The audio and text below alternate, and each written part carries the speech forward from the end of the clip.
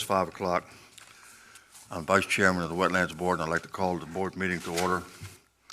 The responsibility of this board is to carry out locally the Commonwealth policy to preserve the wetlands and to accommodate economic activity so as to prevent their depletion. Have a roll call, please. Mr. Roadley? Here. Mr. Waltrip? Here. Mr. Gussman? Here. Mr. Lukens? Here. And Mr. Lukens is here for Mr. Hughes. Mr. Apperson? Here. I had a chance to check the minutes. Any problems, corrections, No, they look comments? Minutes stand approved as read. Moving on to public hearings, according to my schedule, we have none on the board considerations to 2020 calendar. Mr. Wilson, please, sir. Mr. Chairman, Board, the 2020 calendar is going to be the second Wednesday of every month, as previous years, except for November. That day is the 11th, which is Veterans Day, the holiday, so we move that to Thursday the 12th. Problems? Anyone? Yep. Change it. Sounds good. Moving on then, we'll move to election of officers. And now I'd like to start off by nominating Mr. Hughes for chair. Does that need a second? Yes, if you don't mind. Yes. I second that nomination. Favor, please. Hand is sufficient. Vote is carried. Next nomination will be for vice chair. Mr. Apperson, are you willing to serve as vice chair? Honored, sir. Thank you. Okay. I nominate Mr. Apperson for vice chairman. Second. Second.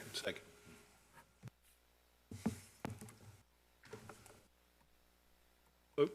You have a vote? Just a voice vote. Oh, you want to do, yes. Mr. Roadley? Aye. Or do you want to do a voice vote? You can do either. Yes. Okay, Mr. Waltrip? Yes. Mr. Gussman? Yes. Mr. Lukens? Yes. Mr. Apperson? Yes, thank you. For secretary, it's already well established. We'll move on that. According to my schedule here, matters of special privilege is next. Does anyone have anything they wish to bring up? Anything from the audience that anyone wishes to bring up? So I will call for adjournment of the County Wetlands Board. All in favor? Aye.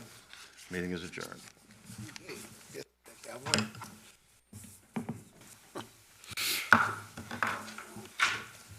I'd like to call to order the November 13th meeting of the James City County Chesapeake Bay Board. The responsibility of this board is to carry out locally the Commonwealth policy to protect against and minimize pollution and deposition of sediments of wetlands, streams, and lakes in James City County, which are tributaries of the Chesapeake Bay. Ms. Parman, will you call the roll, please? Mr. Roadley? Here. Mr. Waltrip? Here. Mr. Gussman? Here. Mr. Lukens? Here. And Mr. Lukens is here for Mr. Hughes. Mr. Apperson? Here. Next order of business are minutes from the October 9th meeting. Any problems with the minutes? No corrections. Okay, the minutes stand approved. Our next order of business are public hearings, and our first hearing is CBPA 19-0117 for 7851 Pocahontas Trail. Mr. Long?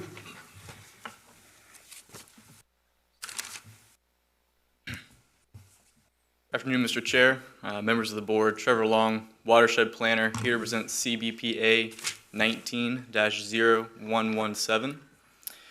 The property in question is commonly referred to as Busch Gardens in the Germany expansion. Mr. Anthony Lobier of Von S. Hangen Brusselen has applied for a Chesapeake Bay exception on behalf of SeaWorld Parks and Entertainment LLC for encroachments into the RPA buffer for the expansion of the Germany area on property located at 7851 Pocahontas Trail within the James River watershed. Again, the property is otherwise known as Busch Gardens Williamsburg and is further identified as James City County tax map parcel number 514010009. Parcel was platted in 1974 prior to the adoption of the Chesapeake Bay Preservation Ordinance in 1990. The above vicinity map shows the entirety of the parcel and the park, with the aerial zooming in towards the area for the proposed location of the scope of work. Due to the scale of the proposed expansion in relation to the existing structure surrounding all of the project sites, RPA encroachment is deemed unavoidable. During the construction of the proposed addition, there is a total of 19,650 square feet of temporary impact anticipated with the landward 50-foot RPA and 14,050 square feet of temporary impact within the seaward 50-foot RPA buffer. Again, just to show the topography of the site, withdrawals occurring here, and the RPA that I was just describing affecting the property in purple.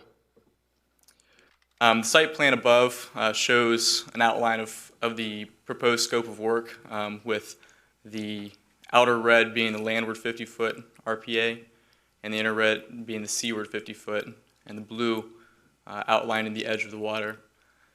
The orange here shows the existing impervious impacts that are already on site. They're associated with previous construction and a walkway, and the yellow being the proposed impervious impacts. These impacts will equate to approximately 3,150 square feet of impact within the landward 50-foot RPA and 2,050 square feet of impact within the seaward 50-foot RPA, equating to a total of 5,200 square feet of permanent impervious cover within the RPA. An elevated building shown here will be also associated with the proposed permanent impacts for this project and is unavoidable due to the proximity of electrical connectivity from the attraction. The required vegetated mitigation for this amount of impervious cover is 13 planting units. The applicant has proposed the plantings of 26 native canopy trees, 52 native understory trees, and 78 native shrubs, thereby doubling the mitigation requirements for the county. Some site photographs. So standing here on the edge of this bank, looking down, the impervious crossing would occur here, and looking in the opposite direction, coming across this draw here. Looking from the opposite direction, up the draw, again, impervious cover being located here, and facing in the opposite direction. This looks directly up the draw, and the crossing would come in a manner as such.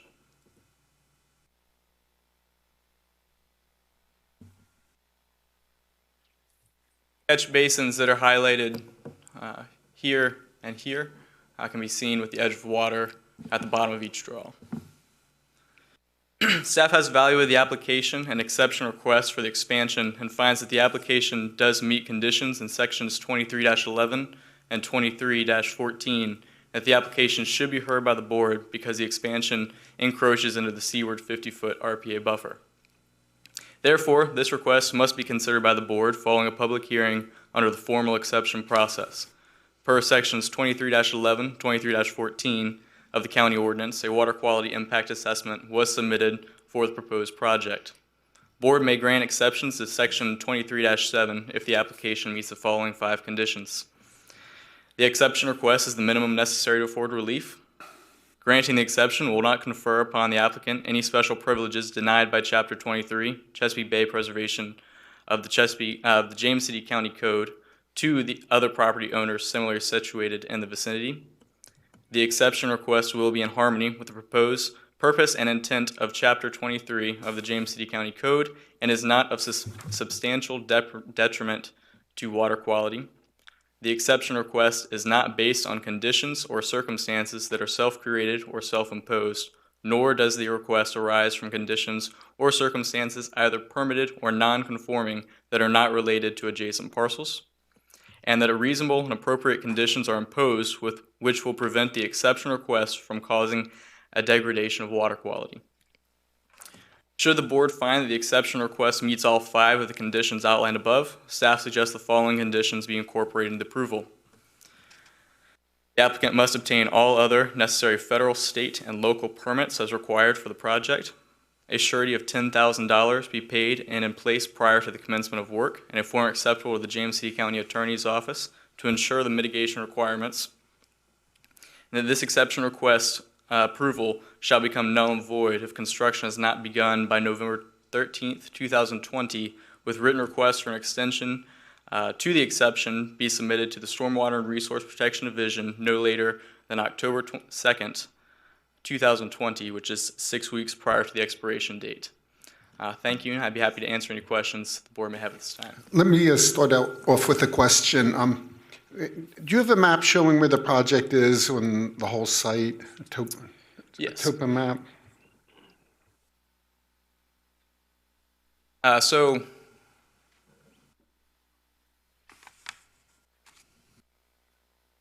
If you were to zoom in on this photo, it's about at the point of this arrow. It's within this draw of the Rhine River. Okay, so the entire drainage is to the Rhine, the Rhine River? Yes, sir.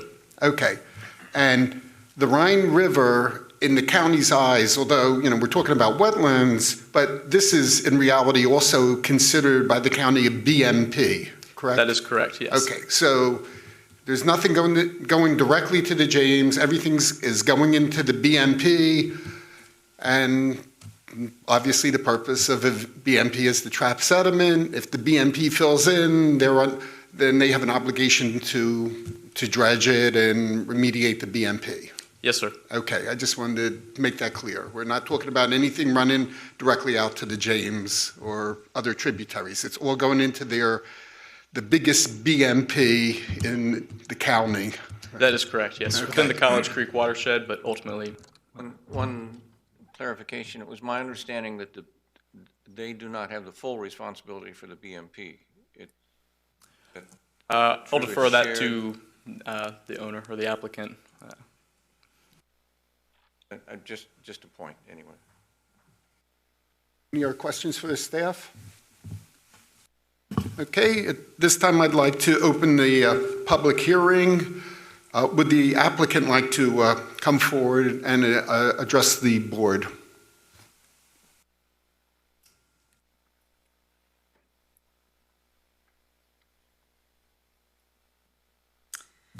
Good evening, members of the board. My name is Susie Cheeley. I'm the Senior Leader of Design and Engineering at Busch Gardens and Water Country, and I'll be happy to field any questions you may have. Well, we had one question regarding whose responsibility is? I thought there was some shared responsibility for the I maintenance think of the BMP. we were talking about the dam. There's a dam that, creates this lake, or BMP, if you will, and there is some shared responsibility with the brewery for the maintenance of the dam. But as far as the Rhine River, the BMP itself, that's the responsibility of Busch Gardens. It's entirely on your property, right? Correct. Has it ever been dredged, or you? There have been parts of it that have been dredged over the years, from time to time. Okay. Any other questions? Just some questions for perhaps your engineers on stabilization, sedimentation during the construction site. Yeah. We had a brief briefing on this project and looking at the measures that you've employed to reduce sedimentation during construction and post-construction, given the terrain of Busch Gardens. I thought it was an interesting point Oh, right. to highlight. Yeah, even on the current project that we have ongoing, we have temporary BMPs on the property. We have different sediment traps. We also have turbidity curtains out into the river to, collect anything that may actually get down that far. And along the way, we're certainly stabilizing any disturbed slopes with, erosion blanket and seed. Anything else? Yeah. Do you want to add? On this project, we have Army Corps of Engineer approval for impact to the inlet of the lake that we're discharging into. And we're proposing a kind of a chain link fence wrapped in filter fabric across the inlet that will trap all the sediment, and we'll dredge it out when we're complete. Very good. And we have approval for that dredging. Could you just state your name for the record? Anthony Lubier? Thank you very much. Any other questions for the applicant? Would anyone else like to speak on this issue? This time, I'll close the public hearing. Any discussion from the board? Mr. Chairman, there was, as I mentioned, a briefing prior to this meeting just to go over some more details of the project that have been discussed here tonight. And the point of concern that I had for the project was their ability to not only stabilize it during construction, but post-construction, given the rather severe slopes. And they seem to demonstrate that they've been able to do that successfully over time. So that was my concern, and I think that has been adequately addressed. Okay. I would just like to say that a long time ago, I was there at the beginning representing a state agency, and had to do with the culture of the plants on site. Folks are to be complimented for your horticultural work and the pains and extra work that I've seen you take to maintain a good, healthy, and growing environment there, plus for your attractions. Any other? Having a settlement trap before it gets to the lake, and there's the curtain that they've got around in the lake, and having the ability to dredge that out before it gets in the lake is the answer. That they get in, dredge the lake. That's a good. Busch Gardens has always done a good job on protecting that lake as much as can protect. Pretty good slope there, and it's a lot of settlement that's going to be moving around. Looks like they've got it under control. Any other discussion? Would someone like to make a motion? Chairman, I'd like to make a motion that the board vote to adopt 19-0117. Okay, we have a motion to adopt the resolution to grant the exception for Chesapeake Bay Board case CBPA-19-0117 at 7851 Pocahontas Trail. Ms. Parman, will you call the roll, please? Mr. Roadley? Yes. Mr. Waltrip? Yes. Mr. Gussman? Yes. Mr. Lukens? Yes. Mr. Apperson? Yes. Okay. All right, the exception is granted. Thank you for coming out. Next case is CBPA 19-0095, 141 McCullough Road.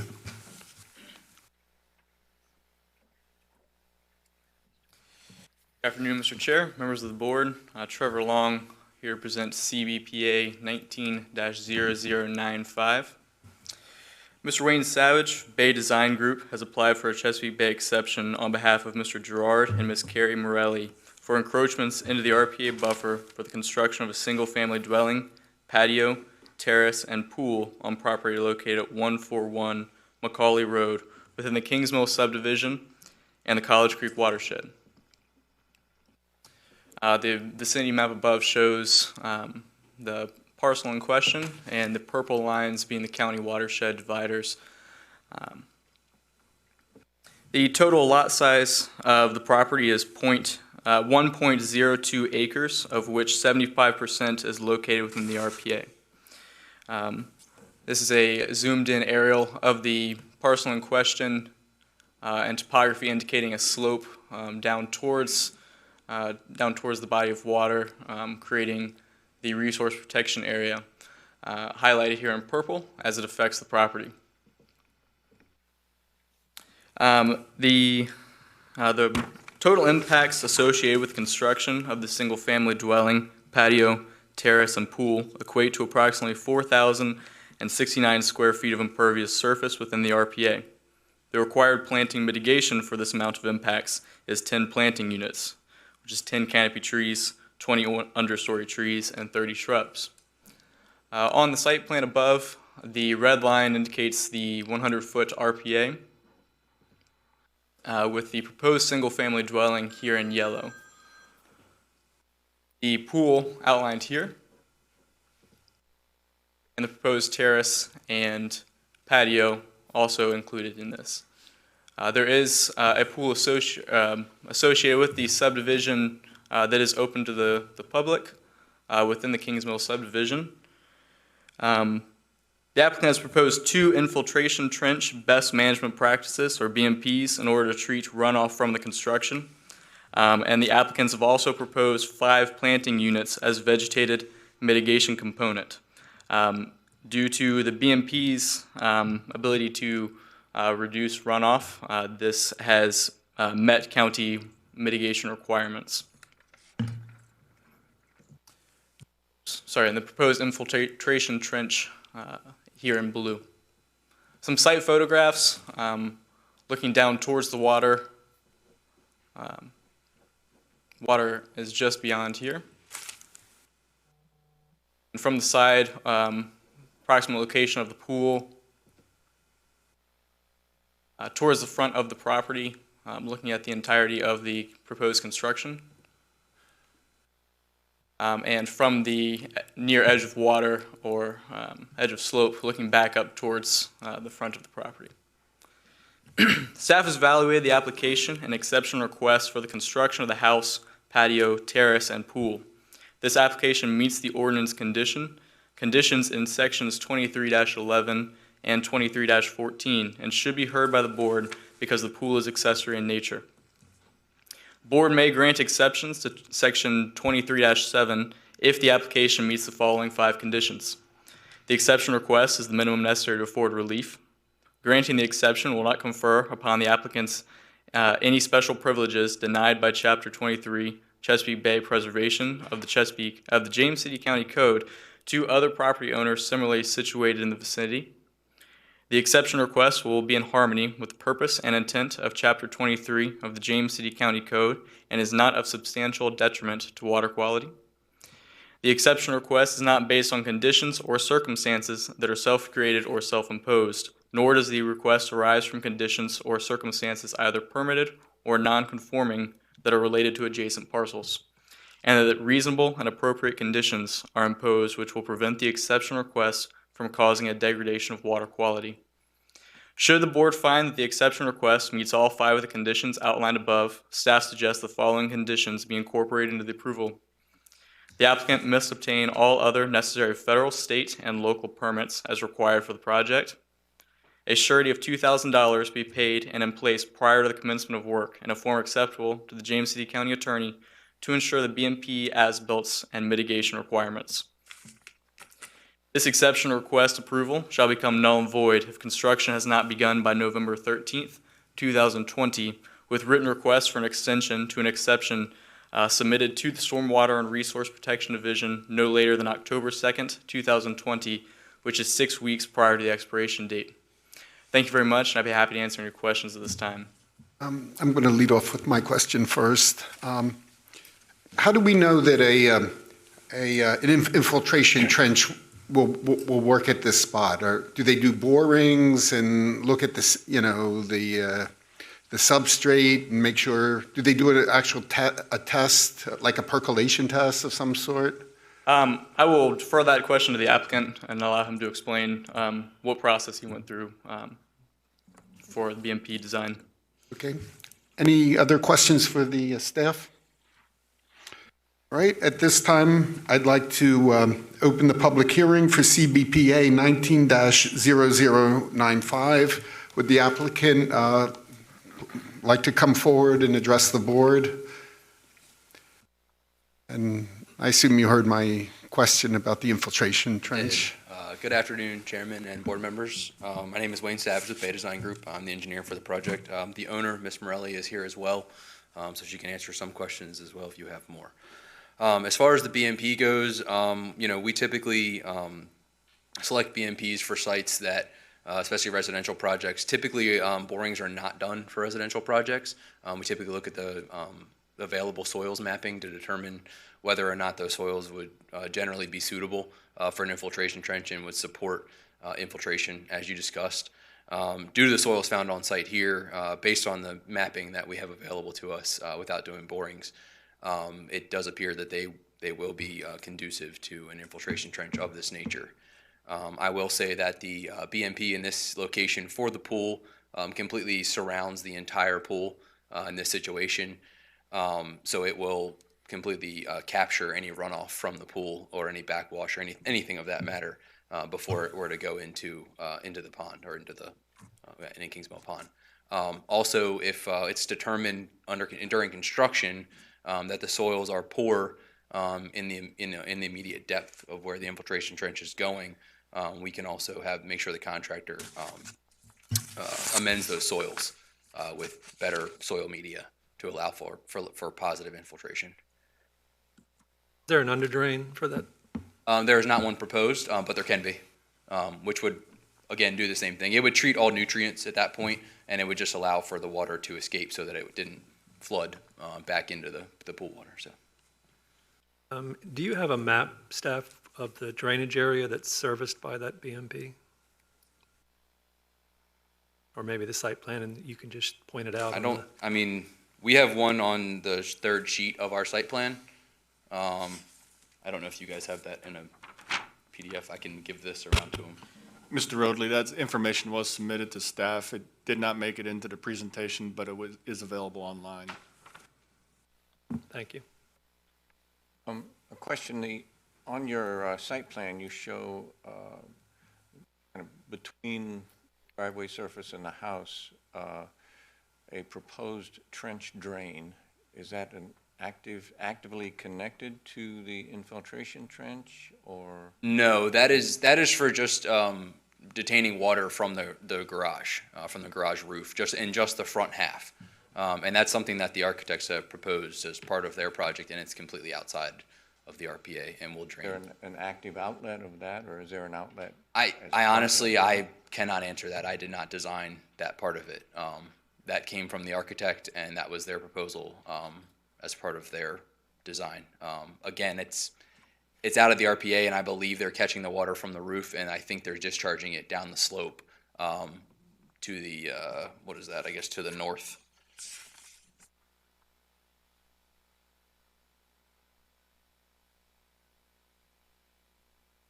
Any other questions for the applicant? Thank you. Would anyone else like to speak on this issue? At this time, I'll close the public hearing and we'll continue with board discussion. Mr. Long, I have a couple questions.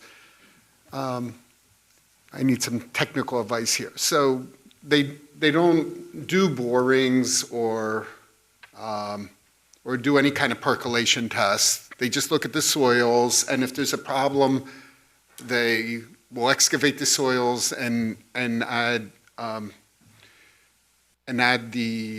put in the correct soils so that it should work. I'm really concerned that they might put this in and maybe it might not work. Is there any way to get some more of a guarantee that the counties, you guys aren't going to be reviewing any soils or borings? Can we maybe have should we amend the permit condition to require that the county be notified and you can observe, either observe the digging or if they have to amend this? Is that too big an imposition on the staff to? Mr. Gussman, if I'm understanding your question correctly, you want some sort of guarantee on the constructability of the infiltration trench. Yeah, I know in the past, I think we've seen soil borings and, and we've gotten more data before these things have gone in. And this one, we're just looking at the soil map, and if the soils turn out to be not, if the site doesn't perk while they're digging it out, then they're going to make some changes on the site. And I'd have more confidence if at least it was reported to the county and you guys had a chance to come out and inspect it. We had, I had a conversation with Mr. Savage about requiring some construction certification component, which would take care of your concerns about the permeability of the soils. And I don't want to put words in anyone's mouth, but we could not reach an agreement on that requirement due to the fact that it was a residential scale infiltration trench. Certainly if the board would like to add that in as a requirement of their approval, then we could do that. It is What from other If board I may members? also, Mr. Chair, it is something we would require on a larger commercial industrial site, construction certifications and as-built on BMP. Well, Either the percolation test for the design flows or an underdrain with the appropriately engineered soil media.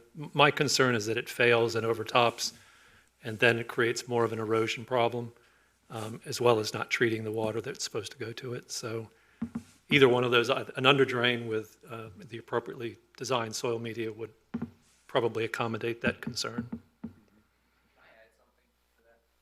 Yes, please, please come back. There is an as-built requirement to this as well, which I will be doing as the engineer. I'm not going to certify something that doesn't work. That's my professional liability. Per my engineering license, I have to protect the public welfare, safety, and health of all citizens of the community. This being one of them, and this would apply.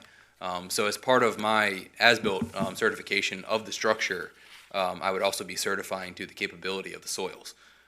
So to give the board something to kind of hang their hat on, you're hanging your hat on me to some extent, and to my license and to my knowledge. So if that helps, I mean, I know it's not a perfect world, but I mean, and we can also, I'm also going to be coordinating that with the county officials as well, as far as the as-built goes, so. Okay.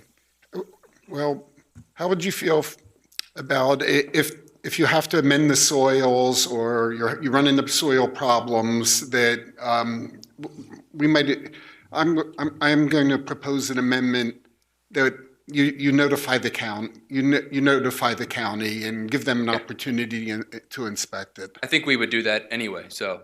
Okay. I don't think it's a problem at all. That's not a problem. Okay. Okay. Any other discussion on this?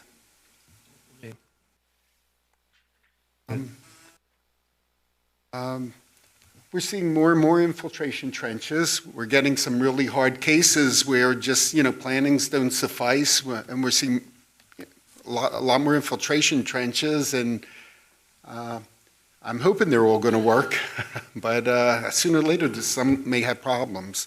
Experiences that work with the soils maps are surprisingly accurate, with my experience with them for James City County, and also if for new construction, I don't think you need borings, because the soil scientists can come and observe, and with a few core borings, determine whether the septic system works not easily. And I would think that would be enough to determine, if this is going to work or not, without bringing a machine in and actually taking a deep core boring. The soils maps are very accurate, at least my experience with them in James City County. Okay, but the original soil, when they do the borings for the septic field, that may not be in the same, well, this doesn't have a septic field. It's not a good analogy here, Yeah, but I think. But what I'm saying is, sir, is that they can tell a great deal without a boring, is the only thing I'm saying. So. Oh, okay. Well, I'd like to add a permit requirement, just requiring notification, and by phone call is all right. If any, condition, any problems with the installation of the trench occur.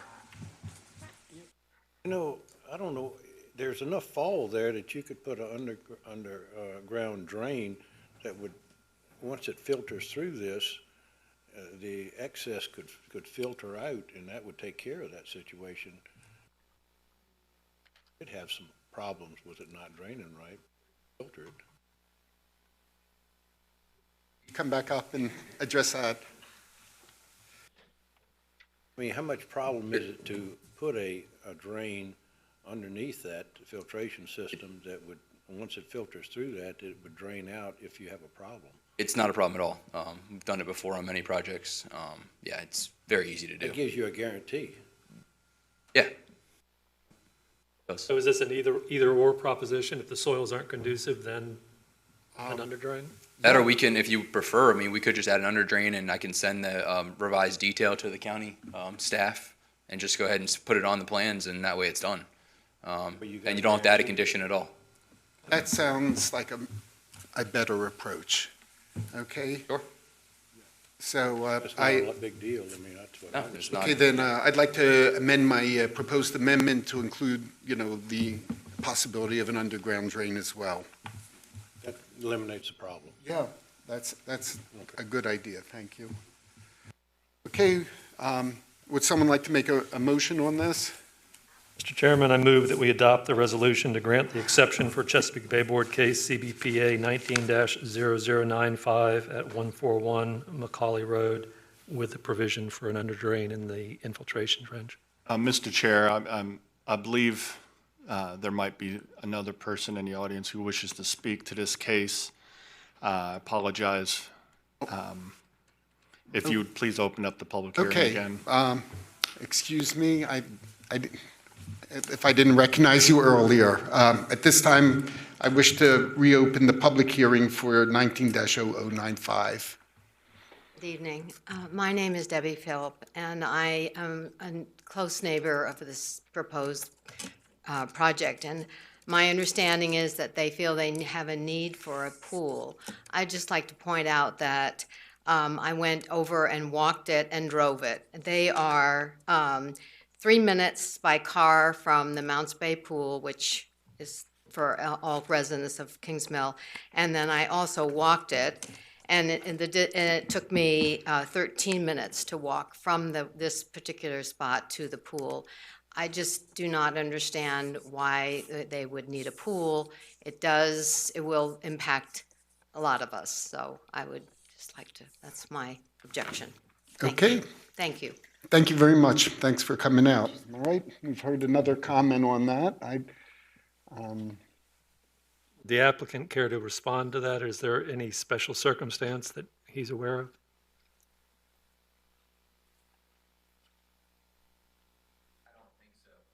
Okay. Anybody want to discuss that or comment on that? One more point, Mr. Chair. Yes. You'll need to close the public hearing again. At this time, I will close the public hearing for a second time. Any, Mr. Chairman, we've reviewed, I'll call them backyard pools for a variety of intended uses over time within the RPA for medicinal purposes and so forth. I don't know that we've set a standard there in that regard. And these tend to be relatively small pools. My concern was generally for the impervious area that surrounds the pool and how that's being treated. In this case, I believe the applicant is adequately treating that area. So while I understand the concern of the citizen, I'm likely to vote in favor of this project. well, this is actually sort of a subject that I think we've actually battled over with precedent over the years. Because I think at one time when the very first case that came before us under the Chesapeake Bay Act, it involved the pool, which we turned down. And over the years, I think we've had a lot of arguments and about special needs for pools. And I know I personally have decided, I've sort of given in the battle saying there should not be any pools in RPAs. And I'm just taking to the position, if as long as it's a reasonable size and it's located as best as it can be with the minimum impact and it's treated, I'm going to go ahead and approve it. But I'm not going to take a position of, banning all pools. At some time, we started having sort of an annual meeting where we discuss issues. If we, maybe in the future, we will develop a more comprehensive policy on pools, but we don't have one now. So it's something for us to think about, and I'm not going to oppose this one. Let's see, we do have a motion. We do have a motion on the floor. Can we have a roll call, please? Mr. Roadley? Yes. Mr. Waltrip? Mr. Gussman? Yes. Mr. Lukens? Yes. Mr. Apperson? Yes. Okay, thank you. Exception is granted. Next case is CBPA 19-0116, 167 Riverview Plantation Drive.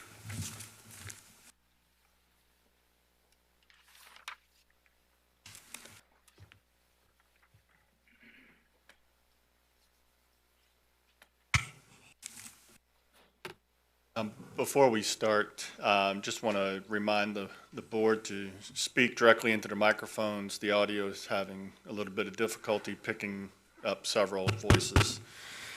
Good evening, Mr. Chair. I'm Mike Wilson, Senior Watershed Planner for Stormwater Resource Protection Division, here to present case CBPA 19-0116, 167 Riverview Plantation Drive. Mr. Matthew Roth, on behalf of Mr. David Watson, has applied for a Chesapeake Bay exception at 167 Riverview Plantation within the Riverview Plantation subdivision and Skimminoo Creek watershed. Property is further identified as James City County Tax Map number 173020003. Parcels platted in 1963 prior to the adoption of the Chesapeake Bay Ordinance. They are requesting a sunroom and a deck. Subject parcel located within the Riverview Plantation subdivision right on the York River within the Skimminoo Creek watershed, shown in the vicinity map right here. Subject parcel, closer up view of the aerial 2019 does show some shoreline work that had previously been permitted in a pier. It also shows various improvements within the property that we'll get here to in a minute. Total lot size for this property is 0.55 acres, which 51% is located within the RPA. They are proposing the construction of a sun deck and a sunroom and a deck, totaling 430 square feet of impervious cover.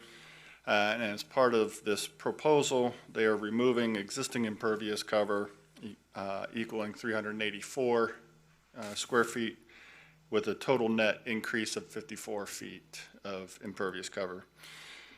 Mitigations requirements for this project would include one planting unit, and the applicant has proposed a mulch bed to include 11 shrubs as that mitigation. Additionally, gravel is proposed under the deck to help prevent erosion. And that does count as a form of mitigation.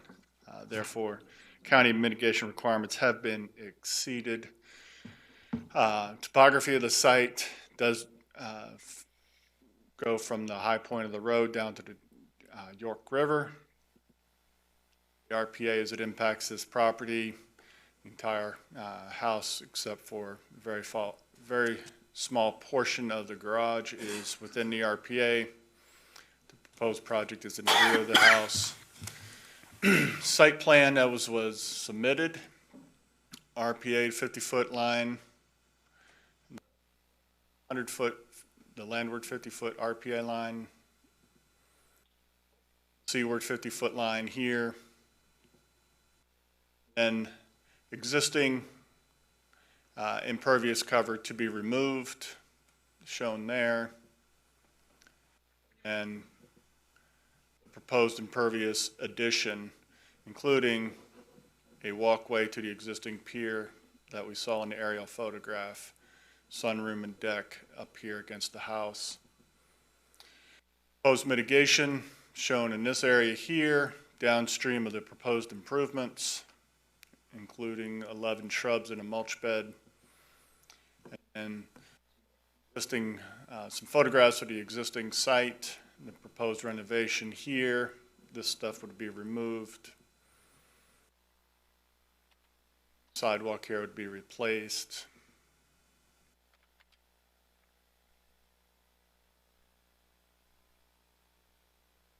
These features would be removed. And permit conditions, well, before I get to permit conditions, staff has evaluated this application and a request for the construction of a sunroom and deck. Application does meet the ordinance requirements in sections 2311 and 2314, should be heard before the board because the construction is considered accessory in nature.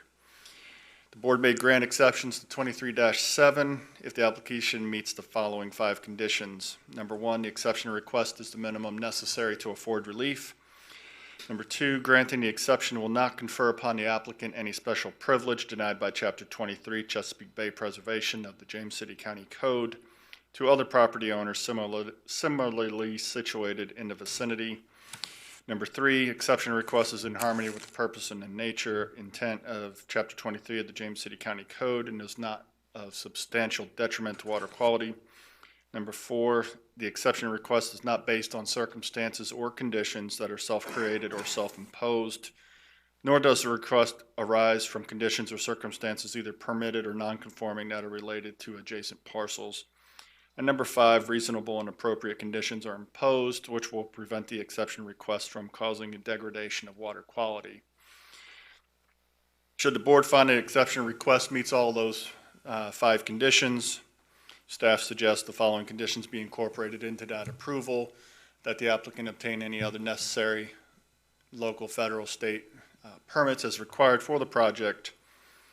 That would include local land disturbing permit if the land disturbance exceeds 2,500 square feet. That all development activities located in the special flood hazard area shall comply with Article 6, Division 3 floodplain area regulations of James City County zoning ordinance and receive all required approvals and permits prior to the start of work.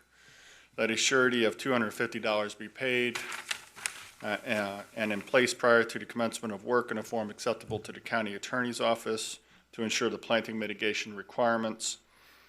The exception request shall become null and void if construction is not begun by November 13, 2020, and that any written request for an extension to the exception shall be submitted to our office no later than 6 weeks prior to that expiration date, which is October 2, 2020. I'd be happy to answer any questions the board may have on this application.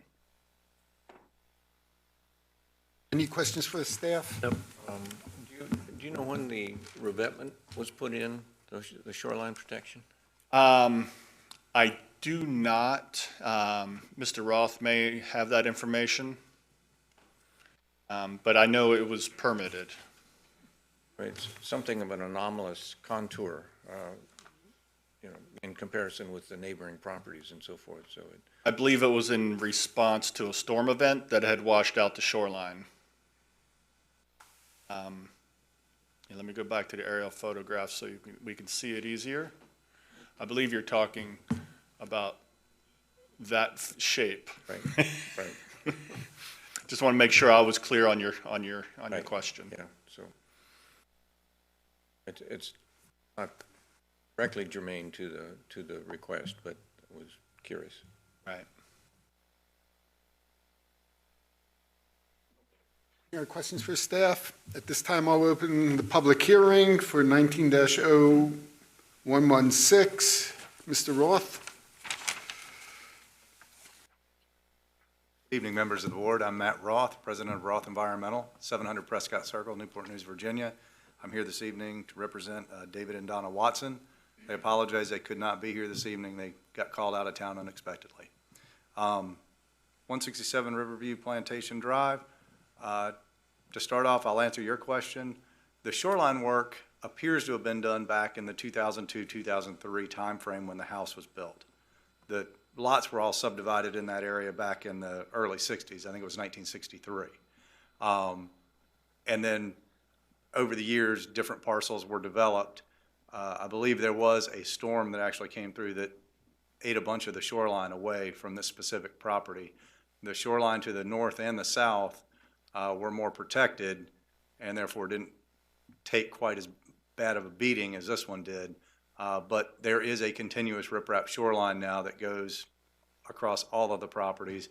And the neighbor to the north has actually done a small groin, or not a groin, a marsh tow sill out that's protecting a wonderful stand of Phragmites.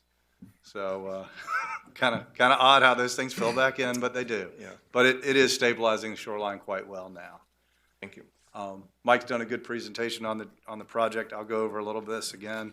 All we're talking about is development off the rear of the house.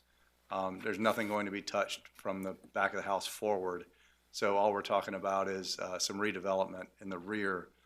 Currently, there is kind of an aging sunroom screened-in porch that's back there that you can almost reach all the way across and touch each side of it. It's so small.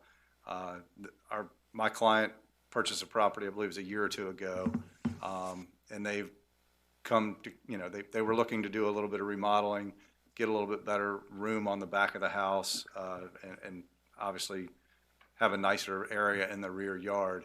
As you can see on the aerial and on the site plan, there are a lot of small little impervious areas in the back. There's stuff for lawn furniture, there's a lot of different little paver patio areas, and then there's the stairs that come down from the door on the back of the house. And so what they're proposing is to expand the sunroom, but in designing it, keep it parallel to the house so that it doesn't encroach any farther out toward the river than necessary. And then there'll be, do I just go forward on this, Mike?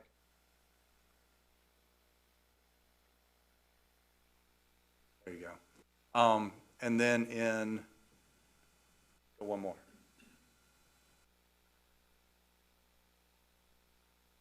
Oh, well, this shows it a little bit here. It's at a small, kind of at a small scale. Go forward one more. Still not seeing it. Well, oh, go back. That must have been it. Sorry. The stairs that are here are basically going to be relocated on the side of the deck that's over here. It's a little bit difficult to see, but instead of making a rectangular deck and then having the stairs come off the river side of it and just having impervious all the way down there, the applicant basically notched out a piece of the deck, so half of the stairway is in the footprint of what would square off that rectangular deck. The other major remodeling in the area is going to be the flagstone walkway. It's flagstone and concrete. There's an existing one now that goes down there, and it's starting to fall apart a little bit. It's buckled in a few places.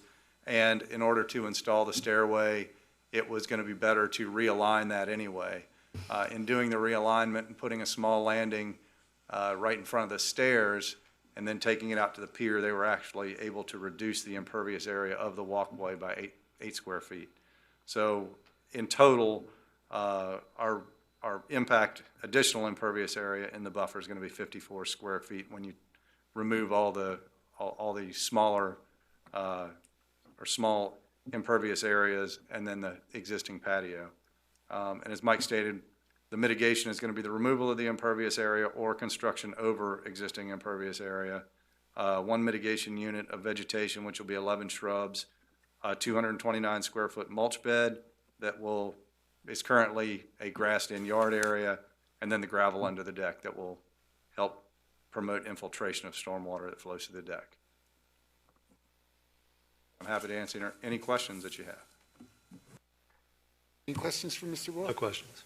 Okay, thank you. Thank you. Would anyone else like to speak on this issue?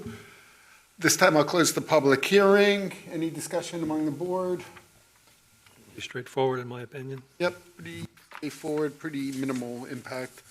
Would someone like to make a motion? Motion to adopt the resolution to grant the exception for Ches Bay Board Case CBPA-19-0116 at 167 Riverview Plantation Road. Can we have a roll call? Mr. Roadley? Yes. Mr. Waltrip? Yes. Mr. Gussman? Yes. Mr. Lukens? Yes. Mr. Apperson? Yes. Okay, motion carries. Thank you for coming out. Next case is CBPA 19-0121, 4053 South Riverside Drive.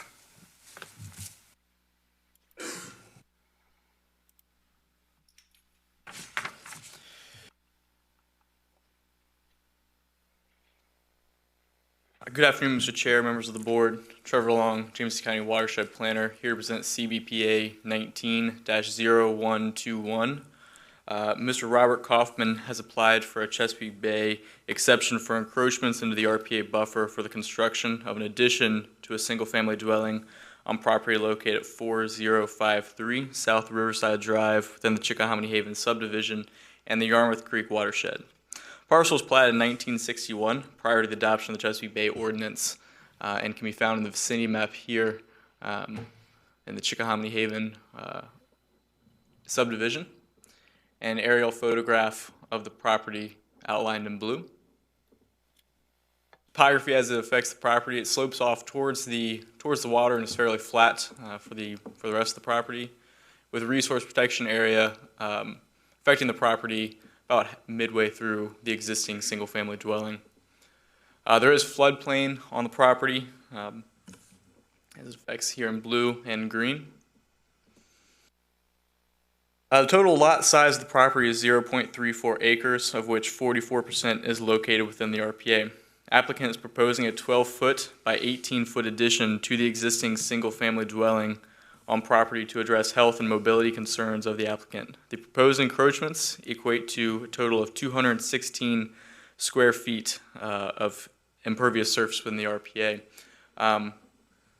Here on the site plan shown above shows the existing single-family dwelling with the resource protection area highlighted in red and the proposed room addition here in yellow. Mitigation requirements for this amount of impact would equate to 1 planting unit. Applicant has proposed a mitigation plan to include 1 canopy tree and 3 shrubs as mitigation, therefore meeting county requirements. That plan is outlined here in black with a tree and 3 shrubs, downgrade of the proposed addition. Some site photographs from the property in question.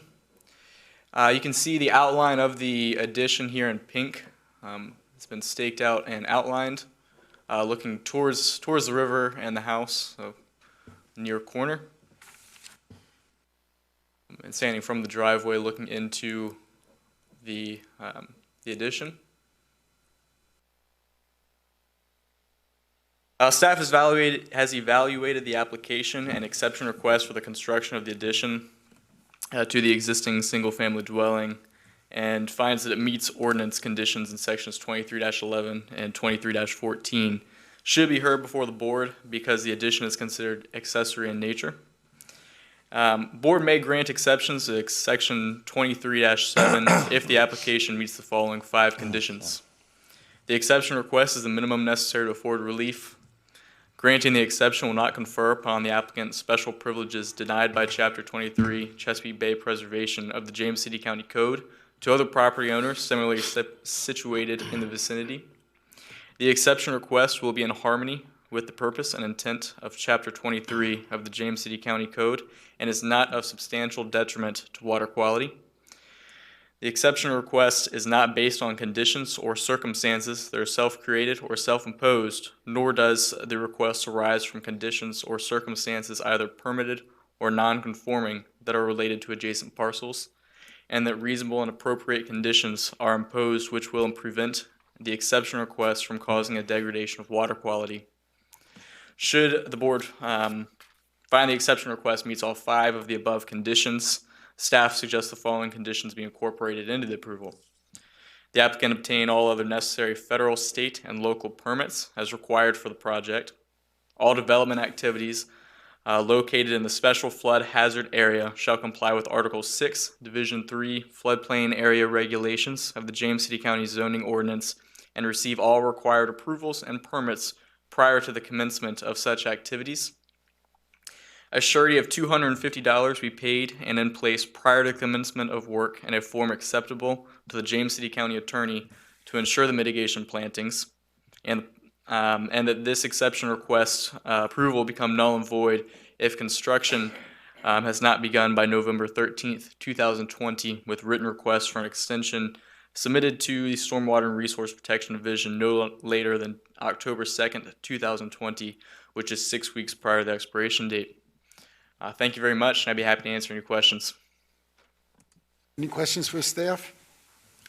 Okay, at this time, I'd like to open the public hearing. Would anyone like to speak on this issue? Please come forward.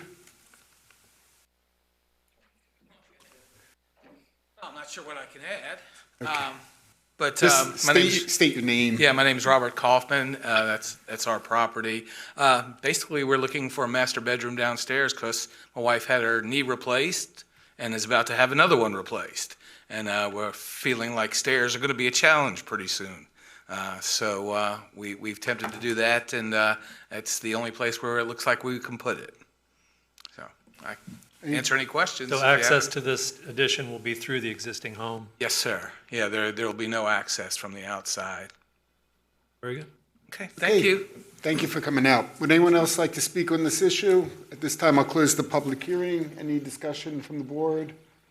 Pretty straightforward. Would someone like to make a motion? Mr. Chairman, I'd like to make a motion to adopt CBPA 19-0121, 4053 South Riverside Drive, House Edition. Okay, can we have a roll call, please? Mr. Roadley? Yes. Mr. Waltrip? Yes. Mr. Gussman? Yes. Mr. Lukens? Yes. Mr. Apperson? Yes. Okay, motion carries. You have your exception. Good luck with it, and good luck to your wife. Our next case is CBPA 19-0120, 9212 Morning Dew Court.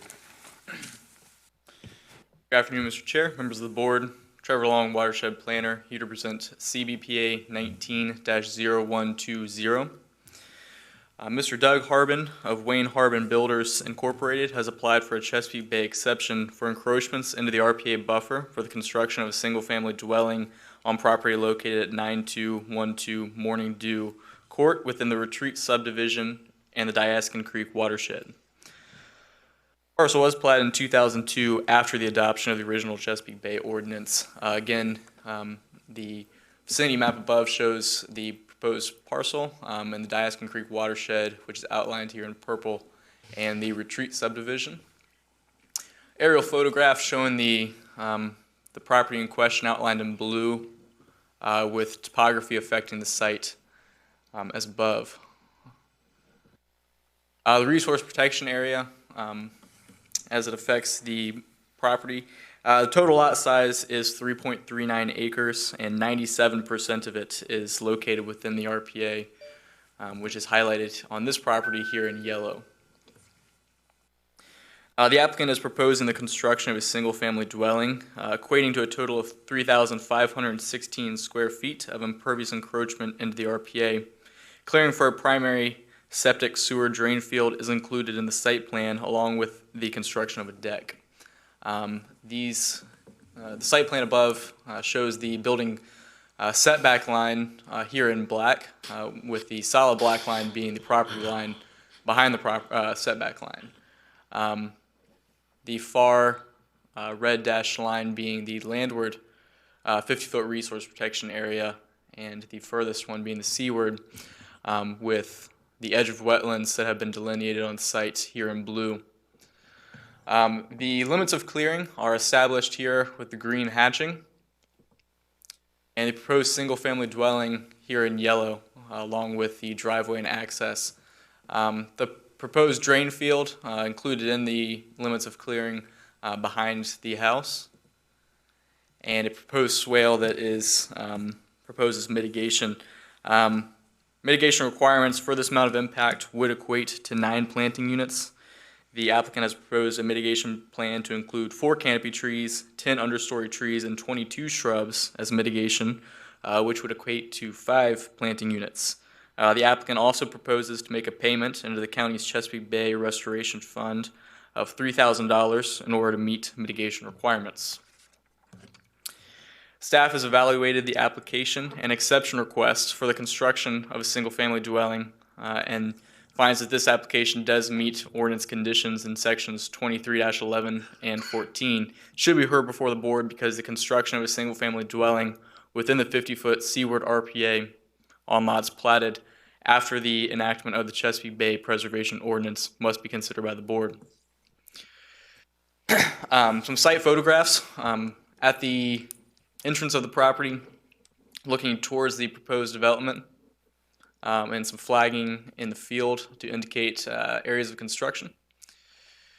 Looking over a knoll out towards wetland on the other side of the property, and wetlands on this side of the knoll as well, looking down. I'm standing at the approximate edge of the drain field, looking back towards the area proposed for construction, and also looking towards the drain field. which is marked here in blue. Also more blue flagging and construction markings. The board may grant exceptions to sections 23-7 if the application meets the following 5 conditions.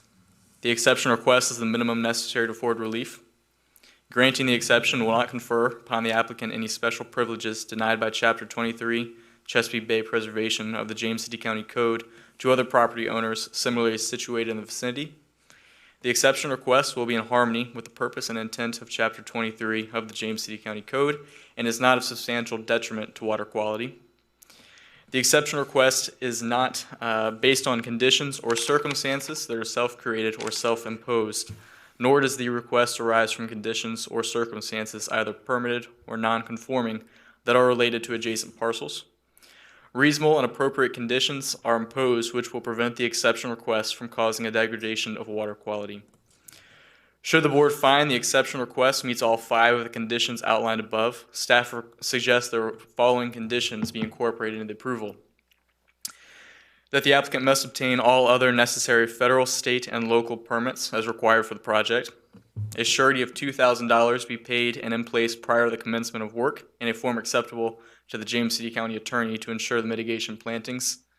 And a payment of $3,000 be made into the Chesapeake Bay Restoration Fund of James City County, and that this exception request approval become null and void if construction is not begun by November 13th, 2020, with written requests for an extension be submitted to the Stormwater and Resource Protection Division no later than October 2nd, 2020, 6 weeks prior to the expiration date. Thank you. I'd be happy to answer any questions the board may have at this time. I'm going to start off with a couple questions. Can you go back? I had a little bit of trouble seeing 97% of this lot is in the RPA. Just go real slowly and show me the section that is not in the RPA. Yes, sir. The section that's not within the RPA, it's hard to see on this this map. However, I believe that the area is actually at the bottom of the map. So only that little tiny corner at the very bottom of this is not in the RPA. Yes. Yeah, Mr. Chair, I'm going to scroll forward to the site plan. It'll show it a little clearer. It's this corner here, which was at the bottom of the previous photograph.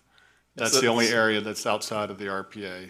Right. Site plan is rotated 90 degrees. Okay, I'm really getting confused. Wait, show me where the street is again. The street is the lower.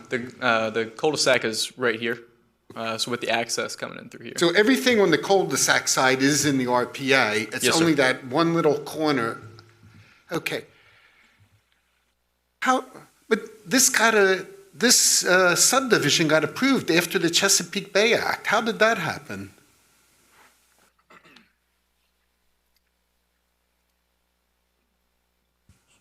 That's an excellent question, Chairman. I'm going to attempt to do it justice. When the Chesapeake Bay ordinance was put in place, there were grandfathering provisions that were also enacted. This is in 2004 we're talking about when it was revised. There was also a grandfathering provision that was adopted by the Board of Supervisors. And this project met the requirements in that grandfathering provision. One of those was that it had to have been submitted and in for review prior to a certain date and time. And that's how this lot came into being because of the grandfathering provisions. I hope that answers your question. Mr. Lukens, are you okay? Do we need to take a recess? Let's take a 5-minute recess now. Thank you.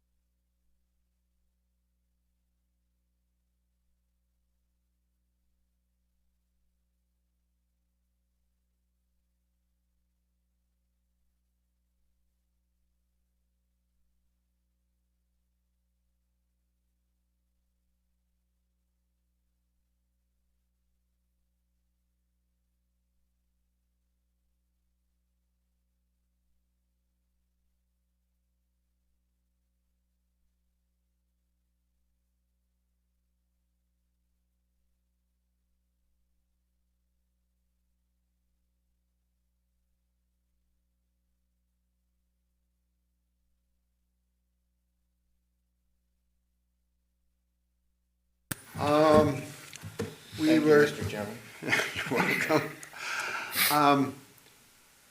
I was very curious about this, the approval process of this lot, hearing that this lot is in 97% of this lot is in the RPA, and it was subdivided in 2004, and the whole purpose of the act is to prevent lots like this from being approved. Hopefully, we won't see too many of these. I do understand that there were properties that were grandfathered in, and hopefully nothing like this is getting approved today. But if it was grandfathered by the board, it was grandfathered by the board. Okay. I lost my train of thought. Have we opened the public hearing? No, sir. Okay. Any other questions for staff? Mr. Chairman, just to point out for clarification, the primary drain field is being cleared, but the reserve is not. That is correct, yes. And you highlighted an area, a swale. Is that a treatment, or is that just a drainage? It's just a drainage. It's, at the time, I don't believe it's proposed as mitigation. It's part of the construction that we'd like to point out. Any other questions for the staff? We may be able to answer this, I don't know, but I've seen some recent projects where the clearing was not done for drain field. It was just stumps, they didn't want the stumps to be removed. Are you sure this is going to be cleared, the site's going to be cleared and stumps removed for the drain field? As far as I'm aware, it will be, but I'll defer that question to the applicant to double check and make sure. Okay, at this time, I'd like to open the public hearing. Would the applicant like to come forward and address the board? Good evening. Doug Harbin, Wayne Harbin Builder. Again, I'm up here just to try to get this through. We don't, on this particular lot, we obviously see there's very limited space or any space to build a single-family dwelling. You know, it's a relatively new neighborhood. I do have a client that's that I'm working with that wishes to go under contract for the house and the lot. So again, we're trying to reduce the amount of impact that we have on this particular single-family dwelling. Typically with the steep slopes on the sides, we'll make sure that we maintain super silt fence all the way around the site to help with any runoff during construction. And certainly in retreat subdivision, you know, building in there, they have it has a lot of topography. So, you know, when we have steeper slopes, we typically come in and put mulch on the side slopes, EC2 matting, again, just to try to contain any runoff or drainage. Thank you. Any questions for the applicant? Is the drain field site going to be totally cleared? The drain field site, you're taking the stumps out? Yes, sir. Yes, sir. We will take the stumps out. You know, I think what we found is you know, in some situations where the soils are better towards the top, that we don't want to disturb the good soils in some of the septic designs. With this particular lot, the soils are good. Being able to come in and get the stumps out, get the septic system in, and then reestablish it with cover seems to be. Thank you. Thank you. Go ahead. One of the issues that we have on a recurring basis with houses and adjacent to steep slopes is the eventual erosion of the slope and how it threatens the house. How are you treating the runoff from the dwelling itself or the impervious surface? So, you know, what we're going to do is, you know, again, all of our slopes, the steeper slopes, we're going to keep vegetated, keep all the mature trees. Where the clients that are interested in building this home, you know, chose this lot because it had the ability to keep as many trees as possible. So, you know, basically with the runoff, if we find that there's, you know, areas that we need to address during construction, for when we get ready to finish grading the yard. You know, we can certainly use buried downspouts to divert water to places that it does not have as much grade.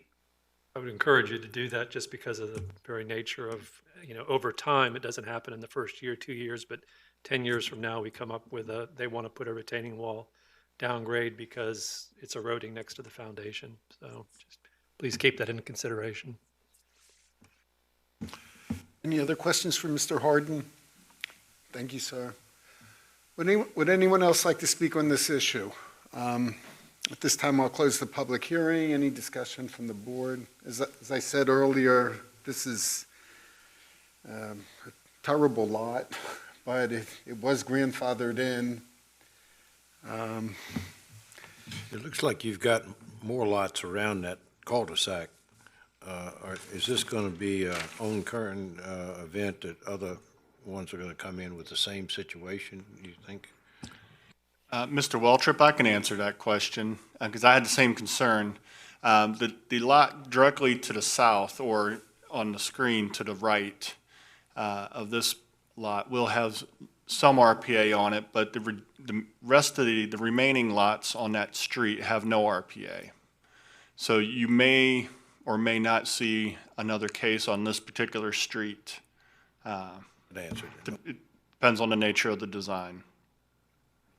I don't see any way of, really minimizing impacts, beyond that. I'm not building a lot, but that's not an option. Okay, would someone like to make a motion on this? All right, I'll make a motion that CBPA 19-012 9212 Morning Drew Court, single-family dwelling, that we motion to a solution to exception for Chesapeake Bay ACB 212. Ms. Parman, will you call the roll, please? Mr. Roadley? Yes. Mr. Waltrip? Yes. Mr. Gussman? Yes. Mr. Lukens? Yes. Mr. Apperson? Yes. Okay. All right, you've got your exception. Our next case is CBPA 19-0124 for 120 Jolly Pond Road. Good evening, Mr. Chair, members of the board. Mike Wilson, Senior Watershed Planner, here to present case CBPA 19-0124, 120 Jolly Pond Road, Mr. Matthew Hippel. He has applied for a Chesapeake Bay exception for encroachments into the RPA buffer for the approval of a farm pond at property located at 120 Jolly Pond Road within the Gordon Creek watershed. Property is further identified as James City County Tax Map Parcel Number 31101-00007C. Parcel was last platted in 2013 after the adoption of the revised Chesapeake Bay ordinance. And I do want to let the board know that parcel has been platted several times over the years. I'm going to try and attempt to describe the nature of the property over the years. Total lot size for this property is 3.93 acres, of which 56% of the property is within the RPA. Again, his request is to construct a farm pond on property located at 120 Jolly Pond Road, shown here within the Gordon Creek watershed. In 1996, property, the area looked like this, driveway access, house, construction here. In 2011, driveway here, house and things up in this area. And the area we're concerned with is to the right in this photograph of the driveway. And in 2019, you can see the driveway and then a pond in this area here. In the 2013 subdivision of the property is outlined here in blue in all three aerials. The 1996 aerial photo don't have the property lines that existed back in 1996, but the property was smaller at that time. Topography of the property, there's a draw coming from upper right to bottom left. RPAs that exists. And then the site plan from the 2013 subdivision showing the driveway crossing here, existing house, and the impact of the farm pond. RPA shown in red, farm pond shown in yellow, and then site photographs showing from the driveway looking towards the upstream property. Standpipe that's in question here.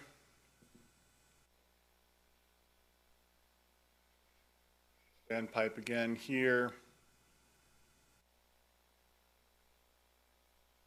Standpipe is over there in this photograph.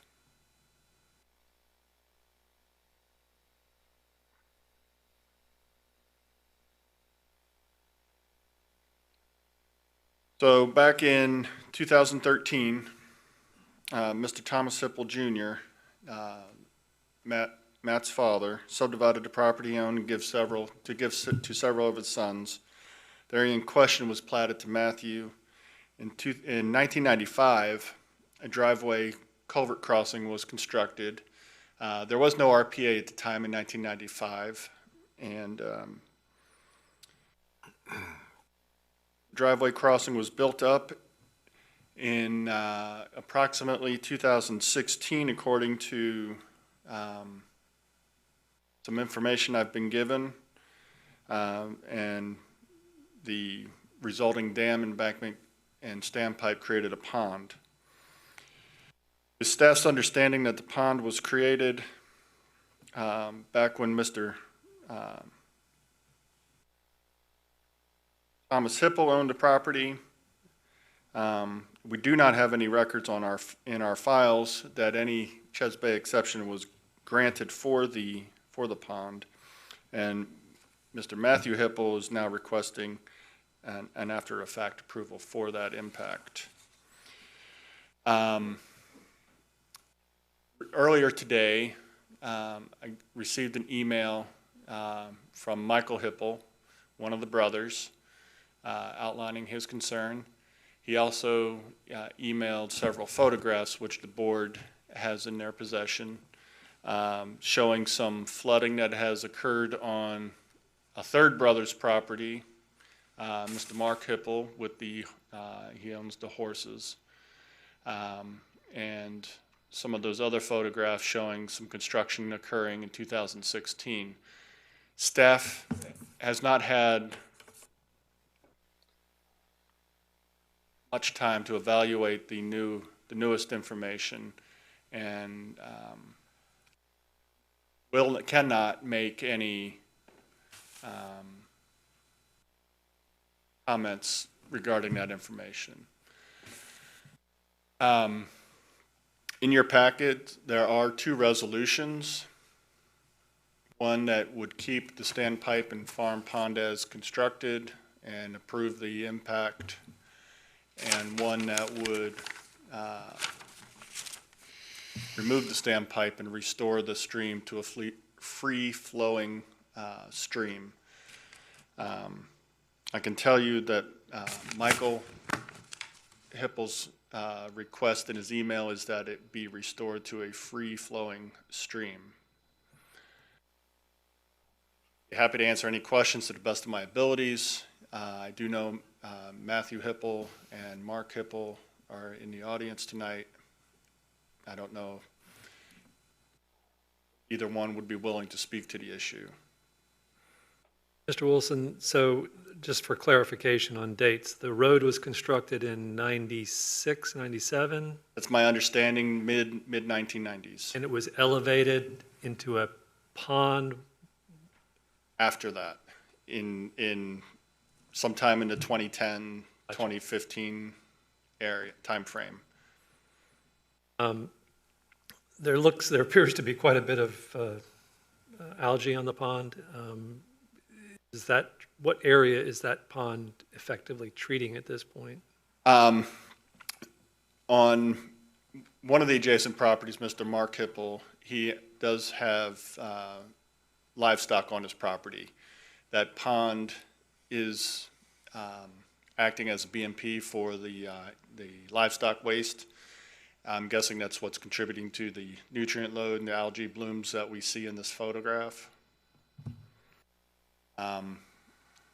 As an aside, staff is working with Mr. Mark Hipple to better treat his property from an agricultural use standpoint, but that is not part of this case and should not factor into the board's decision. Well, I can't deny the fact that it's serving some function as a BMP, even though it's not designed as a BMP. Flooding, do you know if the flooding has occurred because of the limited standpipe capacity in heavy rains? I would say it has definitely occurred because of the standpipe and probably the inadequate, as you said, orifice size to allow a storm event to pass. We don't know if the road was overtopped or anything like that. I can't speak to that issue. Maybe Mr. Matthew Hipple could.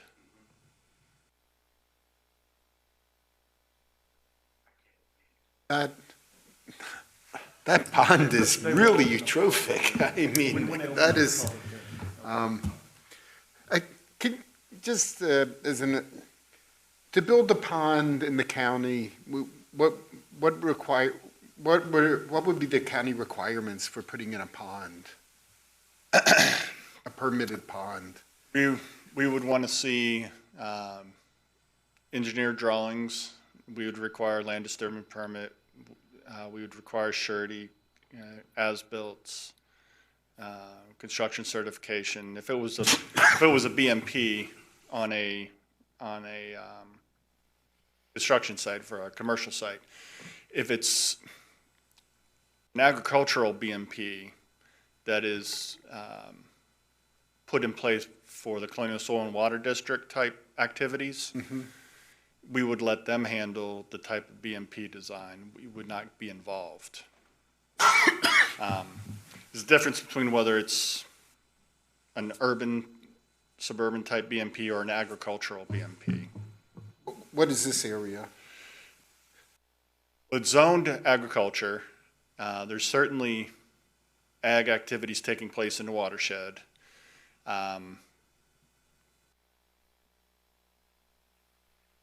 I would be at a loss to really classify it as a commercial type BMP, being it's on an individual property.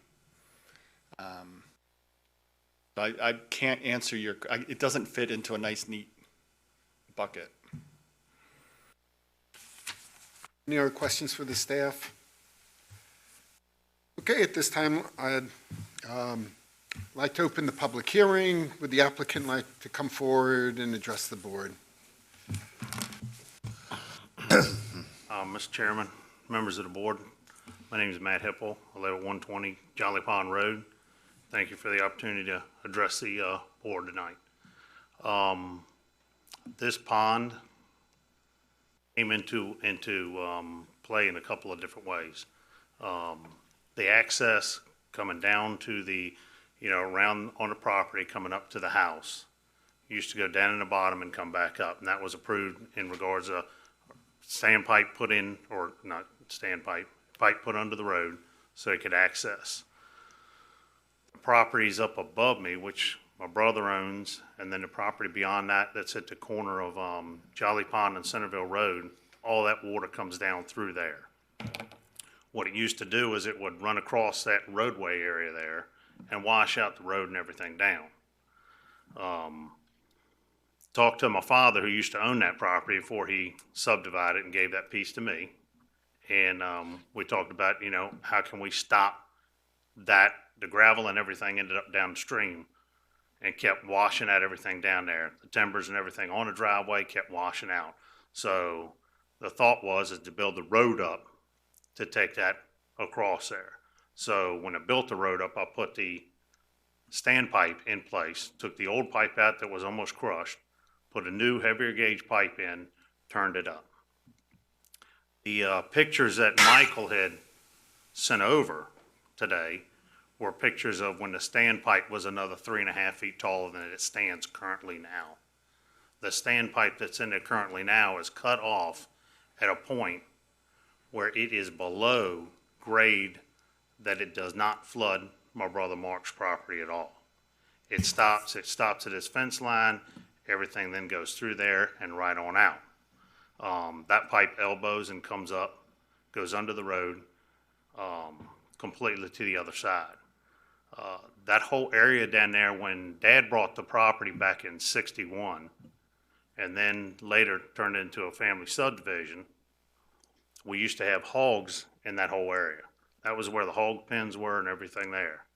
And everything went down that stream all the way down. At one time years ago, there were even some small artesian wells that fed water up into that area and ran down through the stream.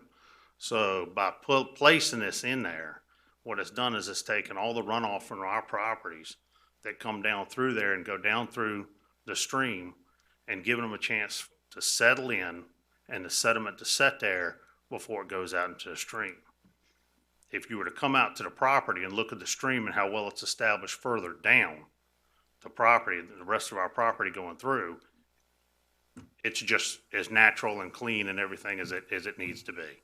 That pond serves a purpose in regards to just that for a farm to settle all those nutrients and all down before they're transported downstream.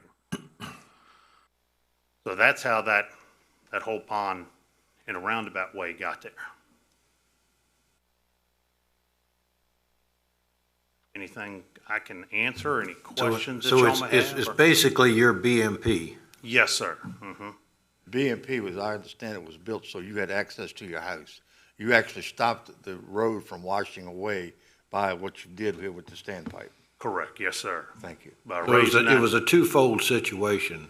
You built a road to get to the property, built a BMP to catch a settlement, and it looks like to me from the pictures here, by lowering it, that created a much better situation, because when a pond is at its peak and it rains a lot, it's going to flood.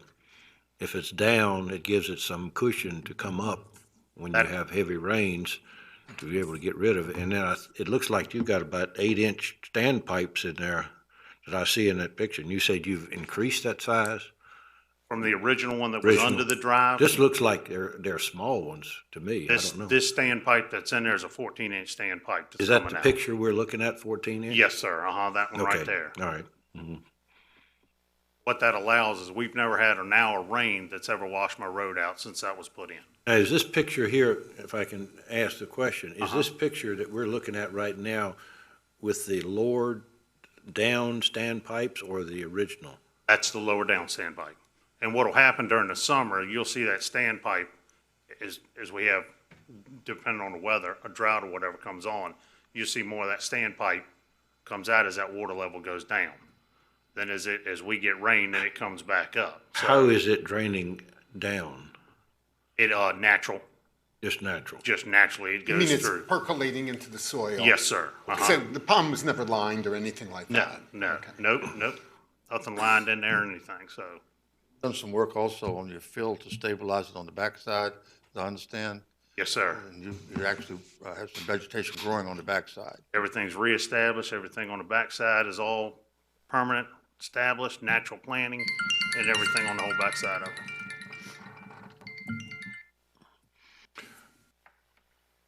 I think the county's position in all projects is to have clean water and from these BMP ponds, and anything that could be done to preserve that and make that happen is, I think, the stand of this board to try to make that happen. And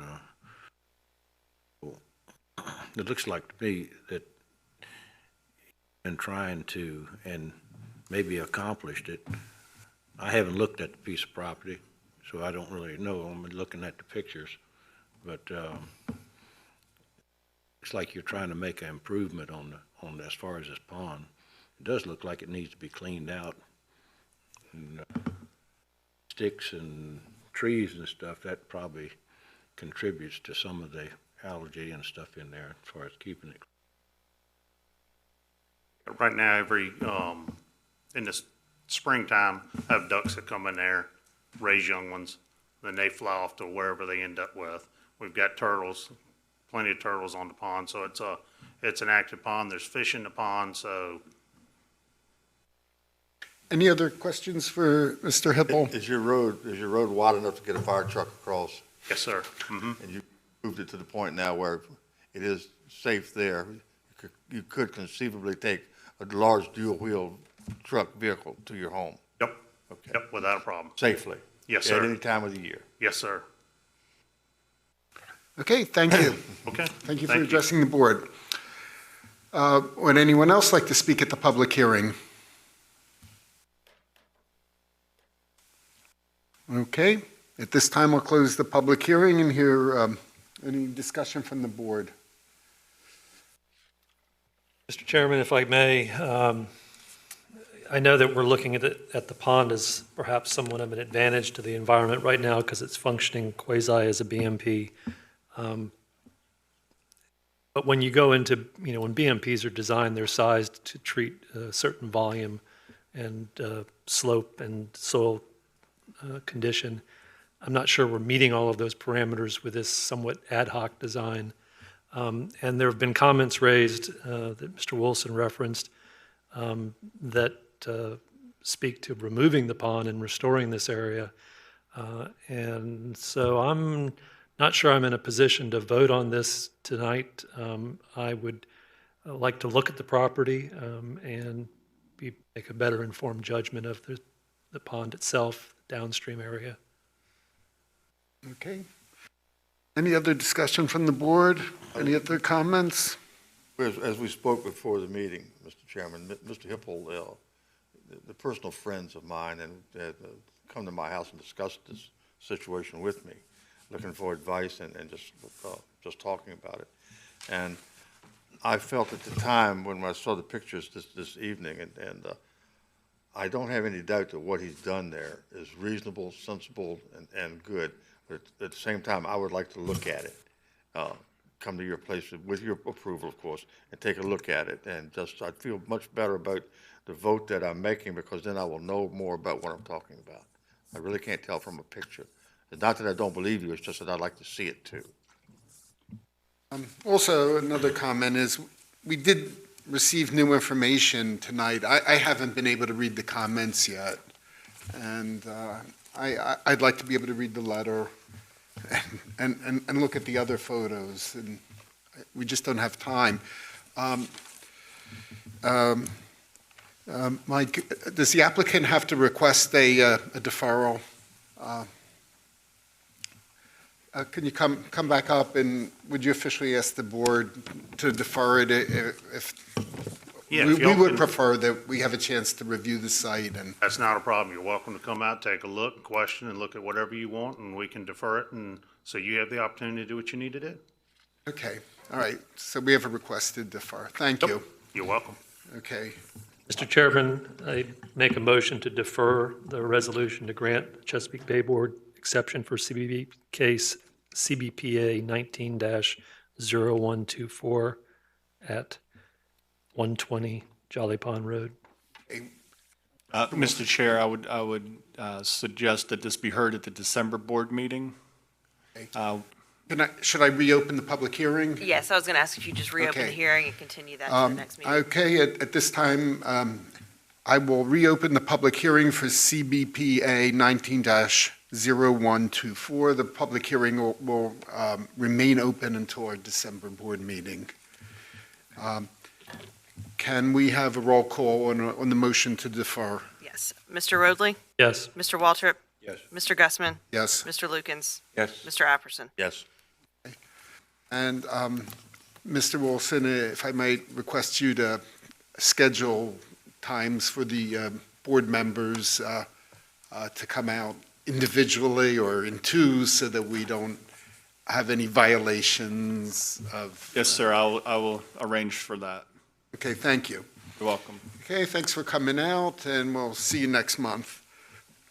Our next case is CBPA 19-00115, 11 Gray Gables Drive.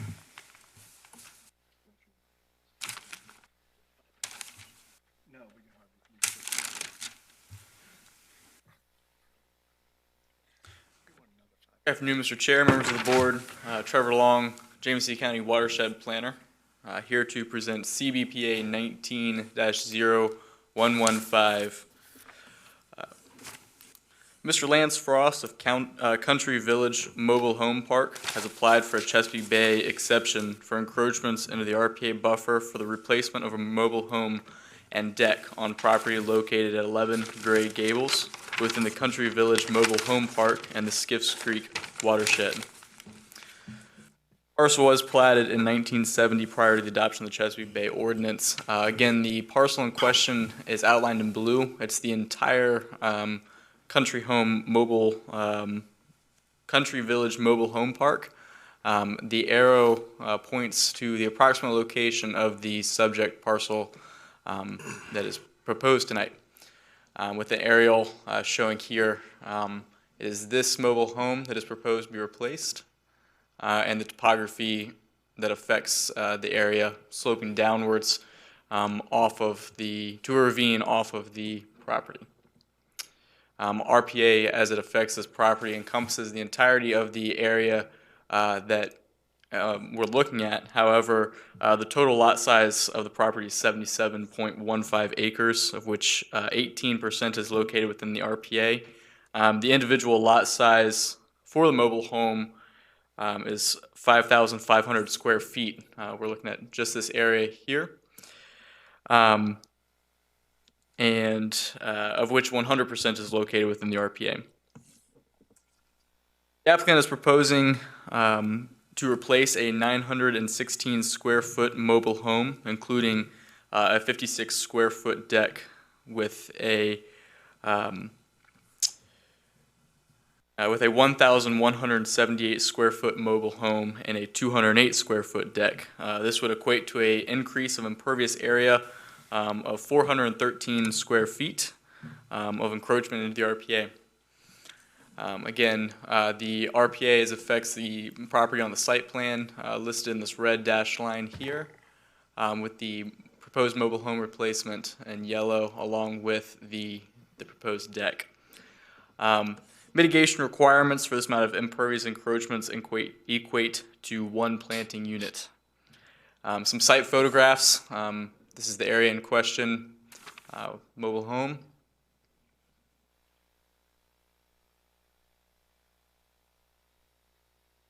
Staff has evaluated the application and exception request for the replacement of the mobile home and deck, and finds that it does meet conditions in sections 23-11 and 23-14, and she should be heard by the board because the redevelopment equates to an increase in impervious surface within the RPA.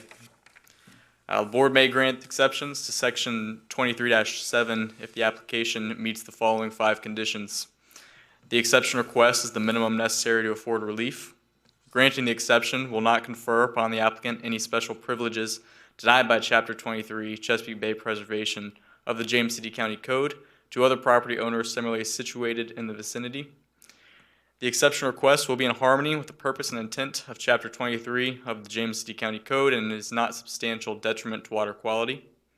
The exception request is not based on conditions or circumstances that are self-created or self-imposed, nor does the request arise from conditions or circumstances either permitted or non-conforming that are related to adjacent parcels, and that reasonable and appropriate conditions are imposed which will prevent the exception request from causing a degradation of water quality.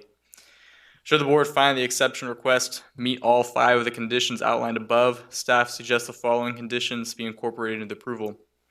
the applicant obtain all other necessary local, state, and federal permits as required for the project. A mitigation plan consisting of one planting unit be submitted for approval, along with a surety of $250 be paid and in place prior to the commencement of work in a form acceptable to the James City County Attorney's Office. And this exception request become null and void if construction is not begun by November 13th, 2020, with written request for an extension submitted to the Stormwater and Resource Protection Division no later than October 2nd, 2020, which is 6 weeks prior to the expiration date. I'd be happy to answer any questions the board may have at this time. Any questions for staff? Mr. Long, is that picture that you showed in your presentation of the proposed or the existing house? This is the existing house. This was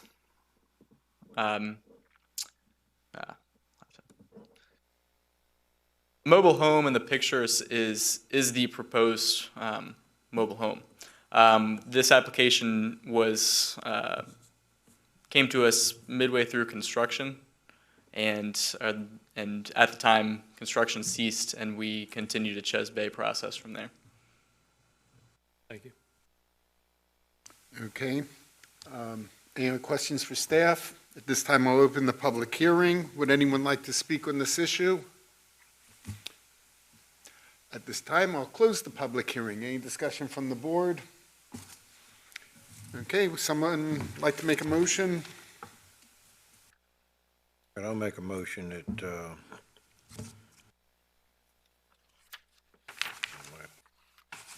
that we adopt the resolution to grant the exception for Chesapeake Bay.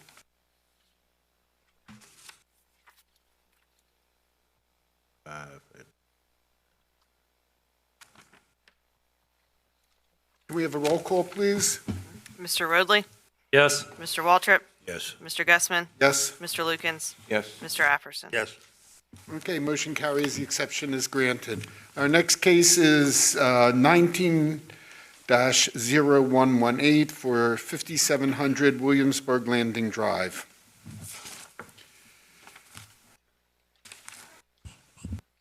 Good evening, Mr. Chair. Mike Wilson, Senior Watershed Planner, here to present case CBPA 19-0118 at 5700 Williamsburg Landing Drive. Mr. Randy Rattan, Williamsburg Landing Incorporated, has applied for Chesapeake Bay exception for the encroachments into the RPA buffer for clearing associated with installation of temporary scaffolding to construct buildings within the Williamsburg Landing subdivision and the College Creek watershed. Property is further identified as James City County Tax Map number 48201-00002. Parcel was platted in 1984 prior to the adoption of the Chesapeake Bay ordinance. So their request is to construct the buildings and installation of temporary scaffolding. Property outline here in the vicinity map, 5700 Williamsburg Landing Drive. There's also another parcel with a different address that's in this area. That's also Williamsburg Landing. Subject parcel on the aerial photograph with the topography and the RPA. So the total lot size for this property is 72.7 acres, of which 62% is located within the RPA, and that's in the overall Williamsburg Landing property. Applicant is proposing to extend the limits of disturbance associated with temporary scaffolding into the RPA for the construction of Williamsburg Bluffs project. No additional permanent impervious surfaces are proposed within this project. During the review of the site plan, staff did note in written comments to the engineer on January 30th, 2019, that as building corners are narrowly coincident with the RPA boundary, please provide chain link fence backing to silt fence along the RPA. This is to ensure that the RPA is not encroached upon during footing installation or vertical construction. Alternatively, relocate buildings to ensure a reasonable construction separation between the RPA boundary and the buildings. In written response from the engineer to staff on March 14, 2019, it was stated that safety fence has been provided along the RPA buffer to ensure that it is not encroached during construction. Additionally, a foundation survey will be conducted during the building permit stage to verify that no disturbance is into the RPA. It was further agreed upon that the chain link fence would be installed as originally suggested January 30th. The site plan in question that was approved, area that staff had concerns with were this corner, and this corner. They are requesting RPA disturbances for this building corner here and this one up here. RPA on the site plan, the proposed encroachments into the RPA to help build these buildings. Some site photographs. You can see the installation of chain link fence here, the safety silt fence here, approximately 18 inches to 24 inches between the building and the RPA. And from the other side, looking at that. And the other encroachment being requested is over here, again.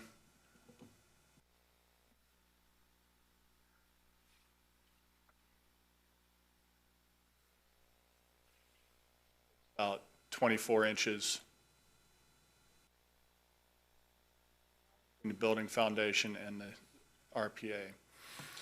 So staff's evaluated the application and the exception request to extend the limits of disturbance into the RPA for the installation of temporary scaffolding.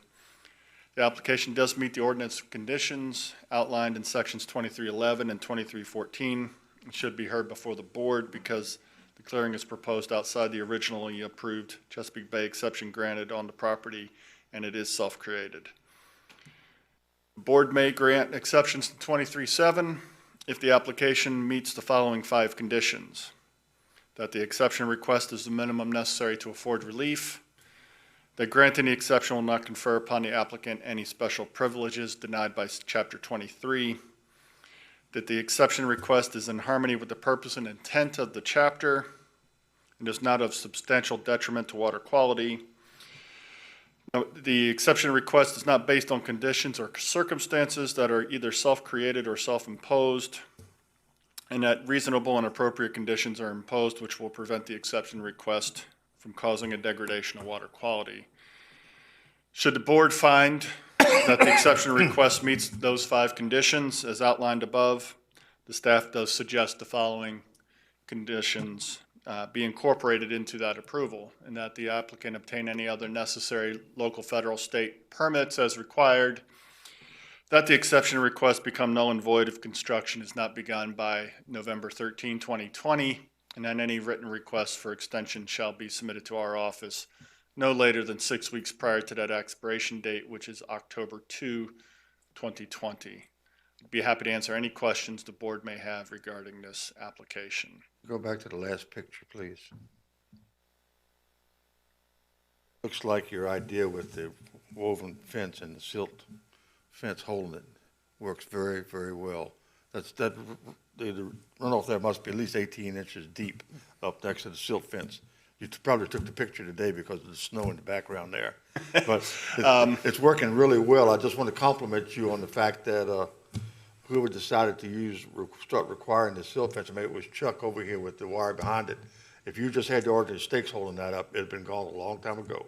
You all know that. Yes, Mr. Apperson. That's this site was challenging to begin with the steep slopes and everything, and that would have been a standard comment from staff to require wire reinforced silt fence to prevent it from failing. Which shows why it's good. Yes, it does. Could the county have, this was pointed out to them in the review process that they're coming right up to the edge of it? And It was pointed out to the engineer. It was pointed out to the engineer. I cannot speak to what the engineer told his client. Okay. Could the county have refused to approve the site plans? Not on this issue alone. There were technically no RPA impacts with the building. And to date, there have been no RPA impacts. I want to be clear on that. Right, okay. And this is just the temporary, right? They're asking for temporary access into the RPA to, when you open the public hearing, that could be clarified. My Okay. understanding is temporary scaffolding to do the vertical construction. Any other questions for staff? At this time, I'd like to open the public hearing. Would the applicant like to come forward and address the board? Good evening, Mr. Chairman, members of the board. I'm Randy Retan. I'm the Director of Facilities and Construction at Williamsburg Landing. And to answer your question, we are asking for just a temporary enough to put scaffolding up, put the siding on, take the scaffolding back down, and put the fence back where it is. You know, it seems like this case could have sort of been, avoided a lot of aggravation for you and, in our time, if with a little bit of forethought. And, No argument. okay, keep that, I'm not sure if the board will approve it or not tonight, but, don't let it happen again. Understood. Okay. Any other questions for the applicant? Okay, thank you. Would anyone else like to speak on this issue? Thank you, Board. I'm Mike Powell, I represent Henderson Inc. I'm the project manager on this project. Obviously, the pictures, we're going vertical. We're doing our best to work with the conditions that we have. What we're really asking is, guys, we just want to move the fence back. Not a lot of space needed. Minimum of 8 foot really is all we really need. We're not looking to, there's no additional shrubs, trees that need to be removed or anything. What we're asking to do is just move that fence in those 2 locations backwards and then just put it right back. Okay. Thank you very much. And again, it looks like you did a good job with with putting in the sill fence and, keep it up. Let's not have any violations of the permit or any impacts. Thank you. Thank you. Would anyone else like to speak on this issue? This time I'll close the public hearing. Any discussion from the board? Looks like it's a very minimal impact to the environment for what they want to do in the short period of time they're going to do it in. Feel the same way, but I think it could have been avoided with a little more forethought. Someone like to make a motion? I'll move to adopt the resolution to grant the exception for Chesapeake Bay Board Case CBPA-190118, 5700 Williamsburg Landing Drive. Okay, can we have a roll call, please? Mr. Roadley? Yes. Mr. Waltrip? Yes. Mr. Gussman? Yes. Mr. Lukens? Yes. Mr. Apperson? Yes. Okay, thank you for coming out. Okay, our final case for tonight, CBPA 19-0126, 3000 John Deere Road.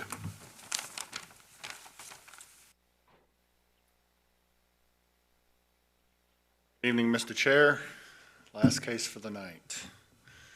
Mike Wilson, Senior Watershed Planner, here to present case CBPA 19-0126 at 3000 John Deere Road. Mr. Archer Marston of AES Consulting Engineers has applied for Chesapeake Bay exception for encroachments into the RPA buffer for construction associated with the planned expansion of buildings, parking, and stormwater management infrastructure at 3000 John Deere Road and within the Ware Creek watershed.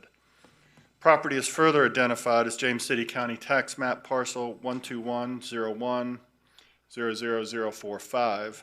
Parcel was platted in 1999 prior to the adoption of the revised Chesapeake Bay Ordinance. And their request, again, is to construct buildings, parking, and stormwater management infrastructure.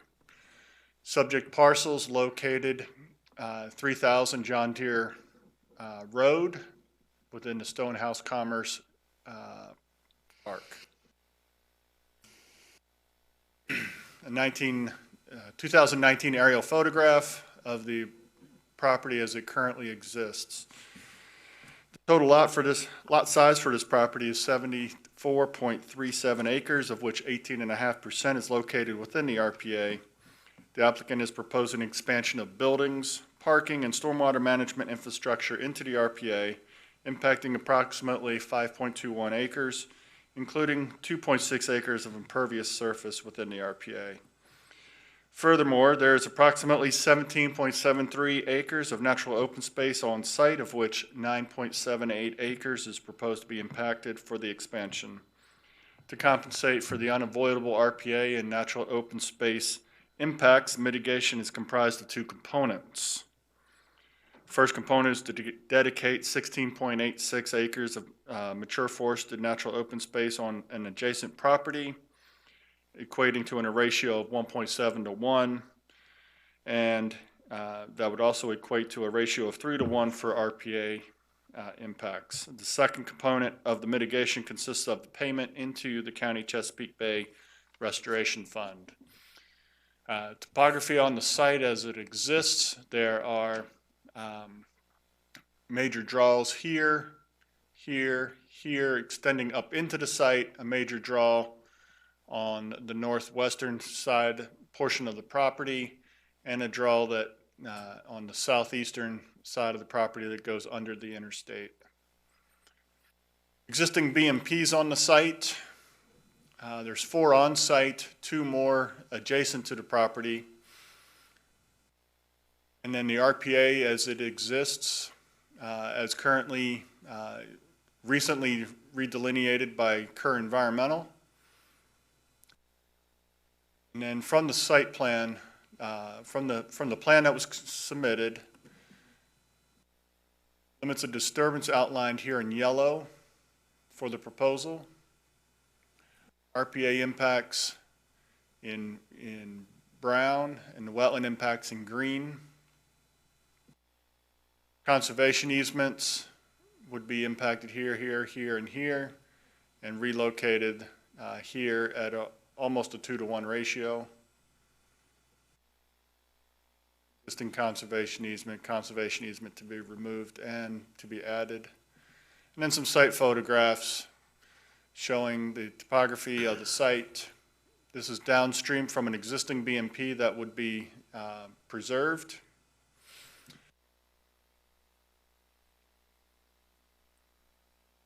Some of the steep ravines on the site. And the board may grant exceptions to, I stepped ahead of myself, sorry. Staff's evaluated the application and the exception request for the construction of buildings, parking, and stormwater management.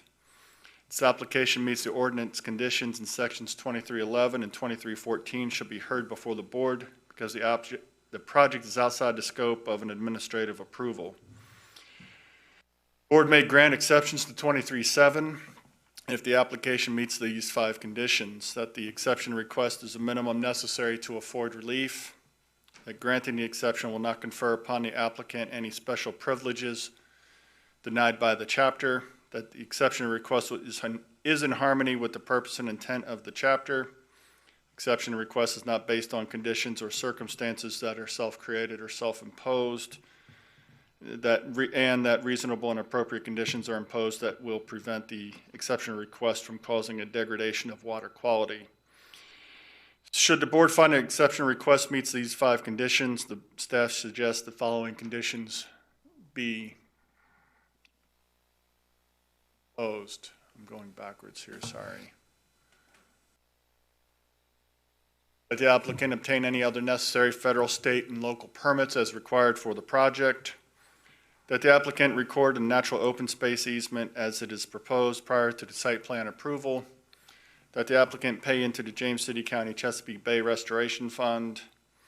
That the exception request shall become null and void if construction is not begun by November 13, 2024. And written request for an extension to the exception shall be submitted to the Stormwater Resource Protection Division no later than 6 weeks prior to that expiration date, which is October 2, 2024. There is a typo in the slide. They are asking for a 5-year extension request. I want to make sure, or a 5-year approval request. I want to make sure we're all clear on that. I'd also like to point out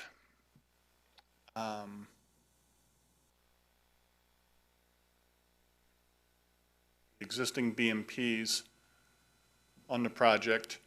This one is being expanded will stay and is expanded. This one is currently in failure mode and is going to be relocated. This one will be relocated, and this one will be expanded and upgraded to meet some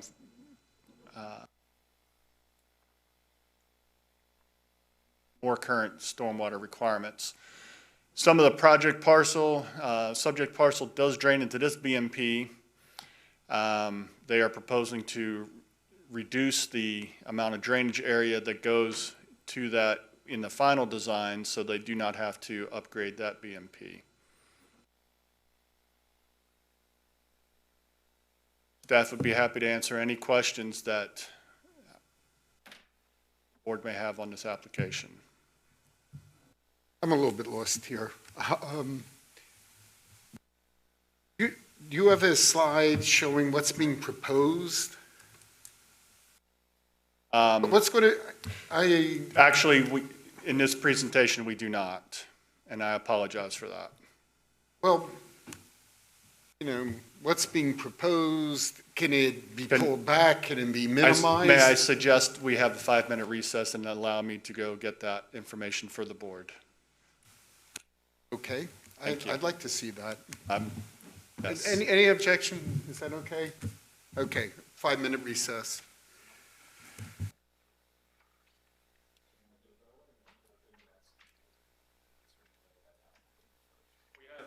Mr. Chairman, we do have a paper copy. Can you get it up on the screen? I cannot. You want a digital copy? Yeah, bring it up. Can you?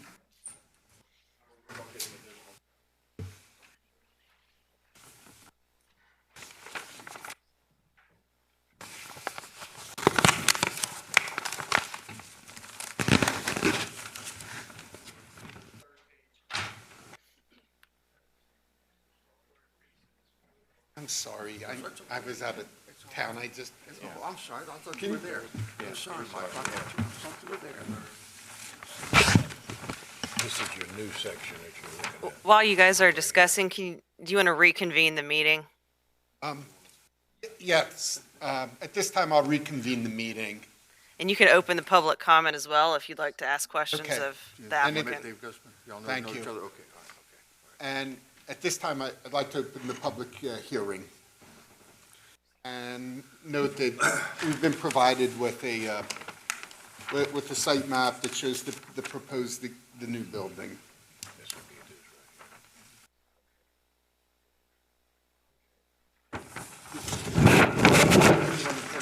The meeting, okay.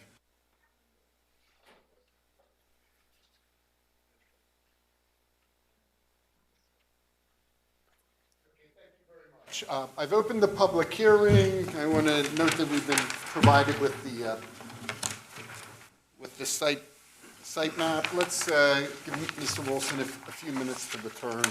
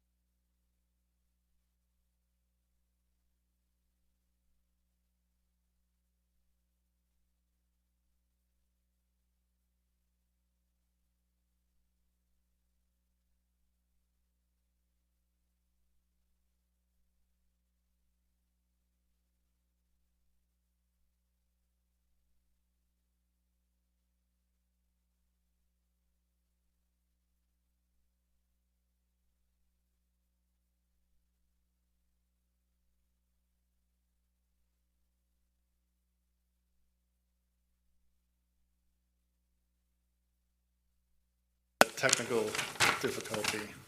On the screen is a site plan as proposed. I apologize for the quality. It's a different program on this computer as opposed to my computer. Black here is the existing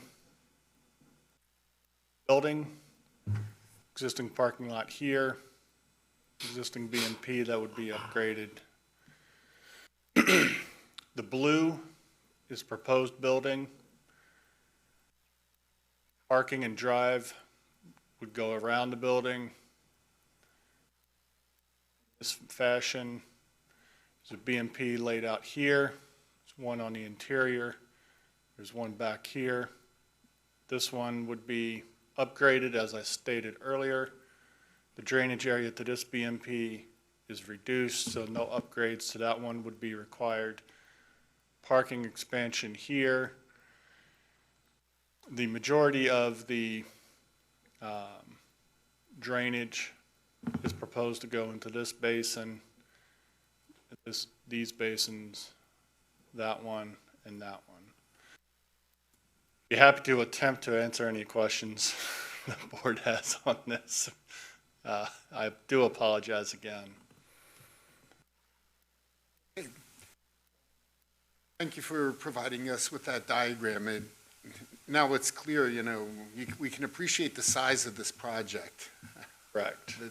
This is a very substantial project. See why the BMPs have to be reworked here. Yeah, but just for clarification, this is an existing BMP that's going to be upgraded or upsized. The other existing BMP I discussed earlier that's in failure mode is right here. Third BMP that would be relocated is here. The original 4 BMPs on the project site were designed under very old stormwater criteria. They dealt with, I think it's 2 iterations of stormwater thinking ago. The new site plan would upgrade all of that stormwater to current design standards. Thank you. Any other questions for the staff? Staff. I did open the public hearing. I want to invite the applicant to come back and address the board.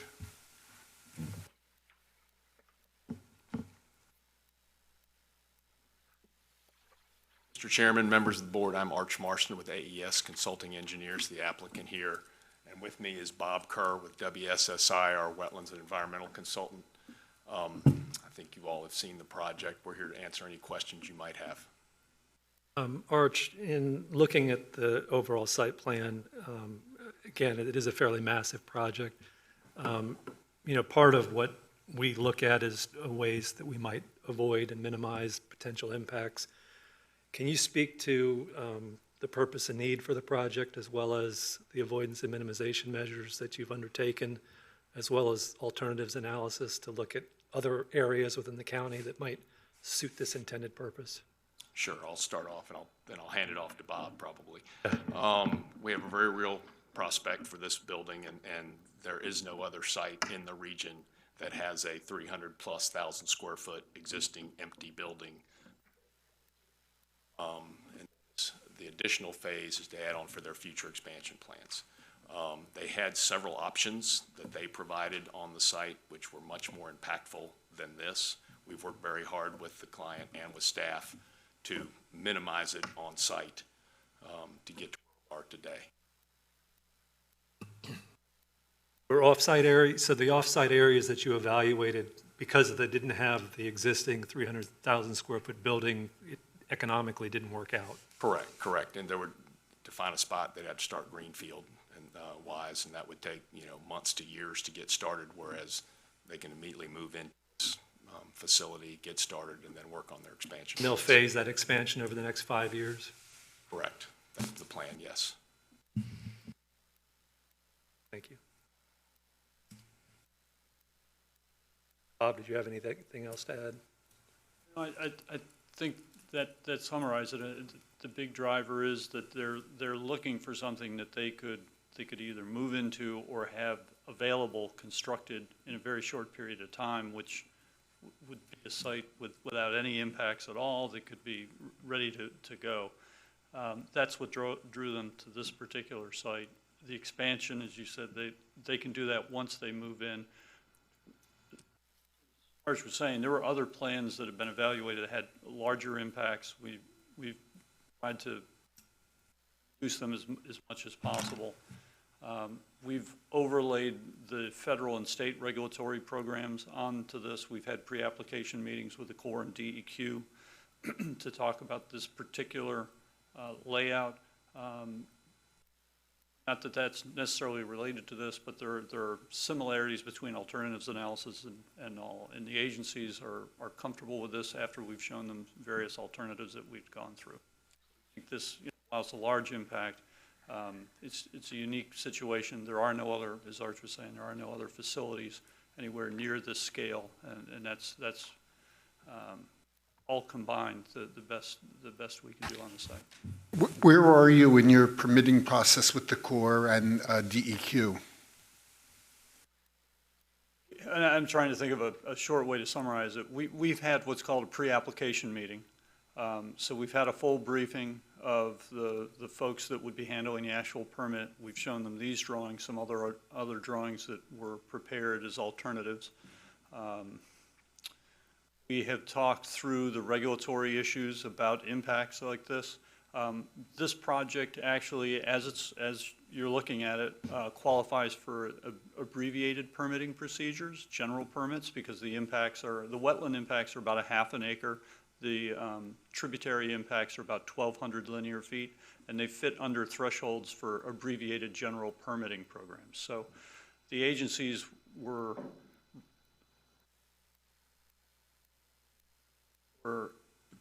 much more comfortable with these impacts than some of the other ones that were presented.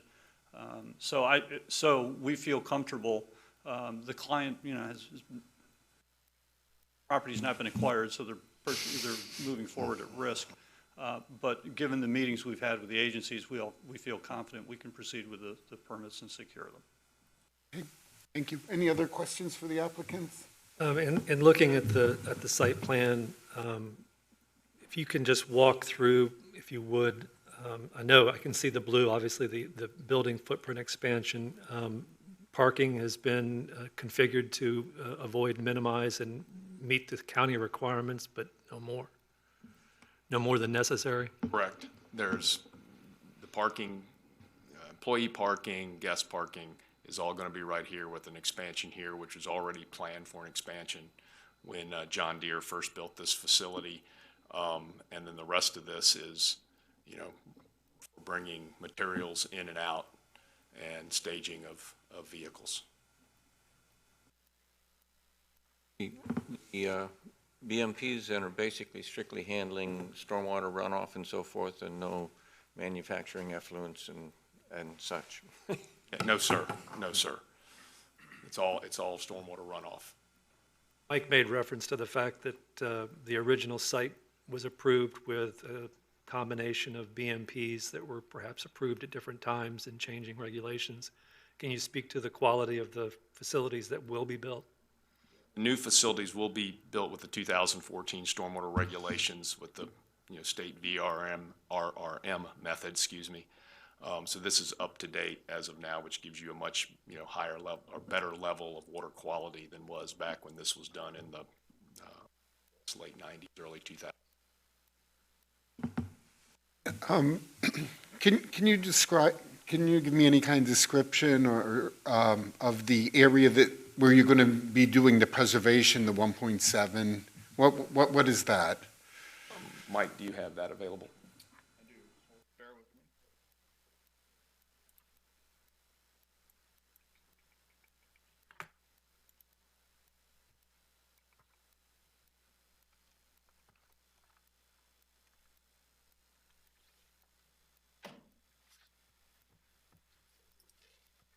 Here is, obviously the existing building. The expansion comes around here. This area right over here to the east of the site is where we're going to have the mitigation, where we get the 1.7 on the RPA buffers and the 3 times the backwards and 3 times the conservation easement area will be in this area right here. It's approximately 17 acres.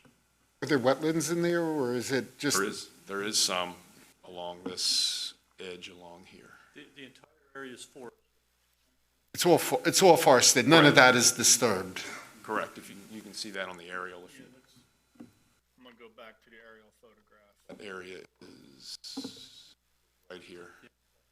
Oh, okay. And it's all in the same drainage, right? Correct. Okay. Thank you.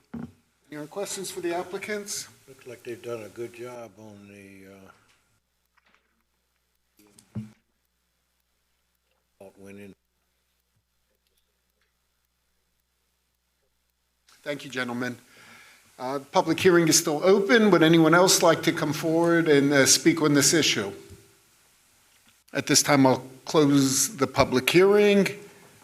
Discussion from the board. Mr. Chairman, I know this is a large impact within the RPA. This is in an industrial area within the county, and it is unique in the sense that they have an existing 300,000 square foot facility that they can expand to future operation. I appreciate them phasing this now or bringing it to us now so that they can get all the approvals necessary up front before they, were to acquire and start moving forward. Given the need that has been expressed and the lack of alternatives, I tend to be in support of this. Also, given the fact that the stormwater quality will be improved as a result of the re-engineering on the stormwater management facilities, I intend to support this application. Totally supportive, totally. Okay. Well, and for the environment, it's always a win when you have an existing facility and you can reuse it instead of going somewhere else in the watershed and disturbing the land from scratch for such a large project. Any other discussion from the board? Okay. Someone like to make a motion? Make a motion to adopt the resolution to grant the exception for Ches Bay Board Case CBPA 19-0126 at 3000 John Deere Road. All right, Mr. Okay, we have a Roadley? motion. Can we have a roll call? Yes. Mr. Roadley? Yes. Mr. Waltrip? Yes. Mr. Gussman? Yes. Mr. Lukens? Yes. Mr. Apperson? Yes. Okay, motion carries. Thank you for coming out, gentlemen. That concludes our rather lengthy public hearings tonight. We're on to board considerations. Mr. Wilson, do you want to walk us through them? Yes, Mr. Chair. We have two items for board considerations, the 2020 calendar and then the election of officers. Again, as with the Wetlands Board, the 2020 Chesapeake Bay Board calendar is scheduled for the second Wednesday of every month, starting at 5 o'clock, except for November, that happens to fall on Veterans Day, so we would slide that to Thursday the 12th. Is that okay with everyone? Yep. Do we need a vote on that? You can do a voice vote. All in favor? All those in favor? Aye. Aye, okay. The calendar's improved. We have nominations for chairman. I would like to nominate you, sir, if you approve, for the office of chairman for the next year. Okay, I'm okay with that. All those in favor? Aye. Aye. Okay, that carries. Mr. Apperson, will you consider vice chair? In honor, sir. Okay, I'd like to nominate Mr. Apperson for vice chair. All those in favor signify by saying aye. Aye. And who was secretary? Okay, I nominate Mr. Wilson for secretary. Absolutely. All those in favor signify by saying aye. Aye. And Mr. Wilson, you have job security. And are there any? Thank you, I guess. That concludes our board considerations. There are no matters of special privilege tonight. Could I have a motion to adjourn? So moved. We are adjourned.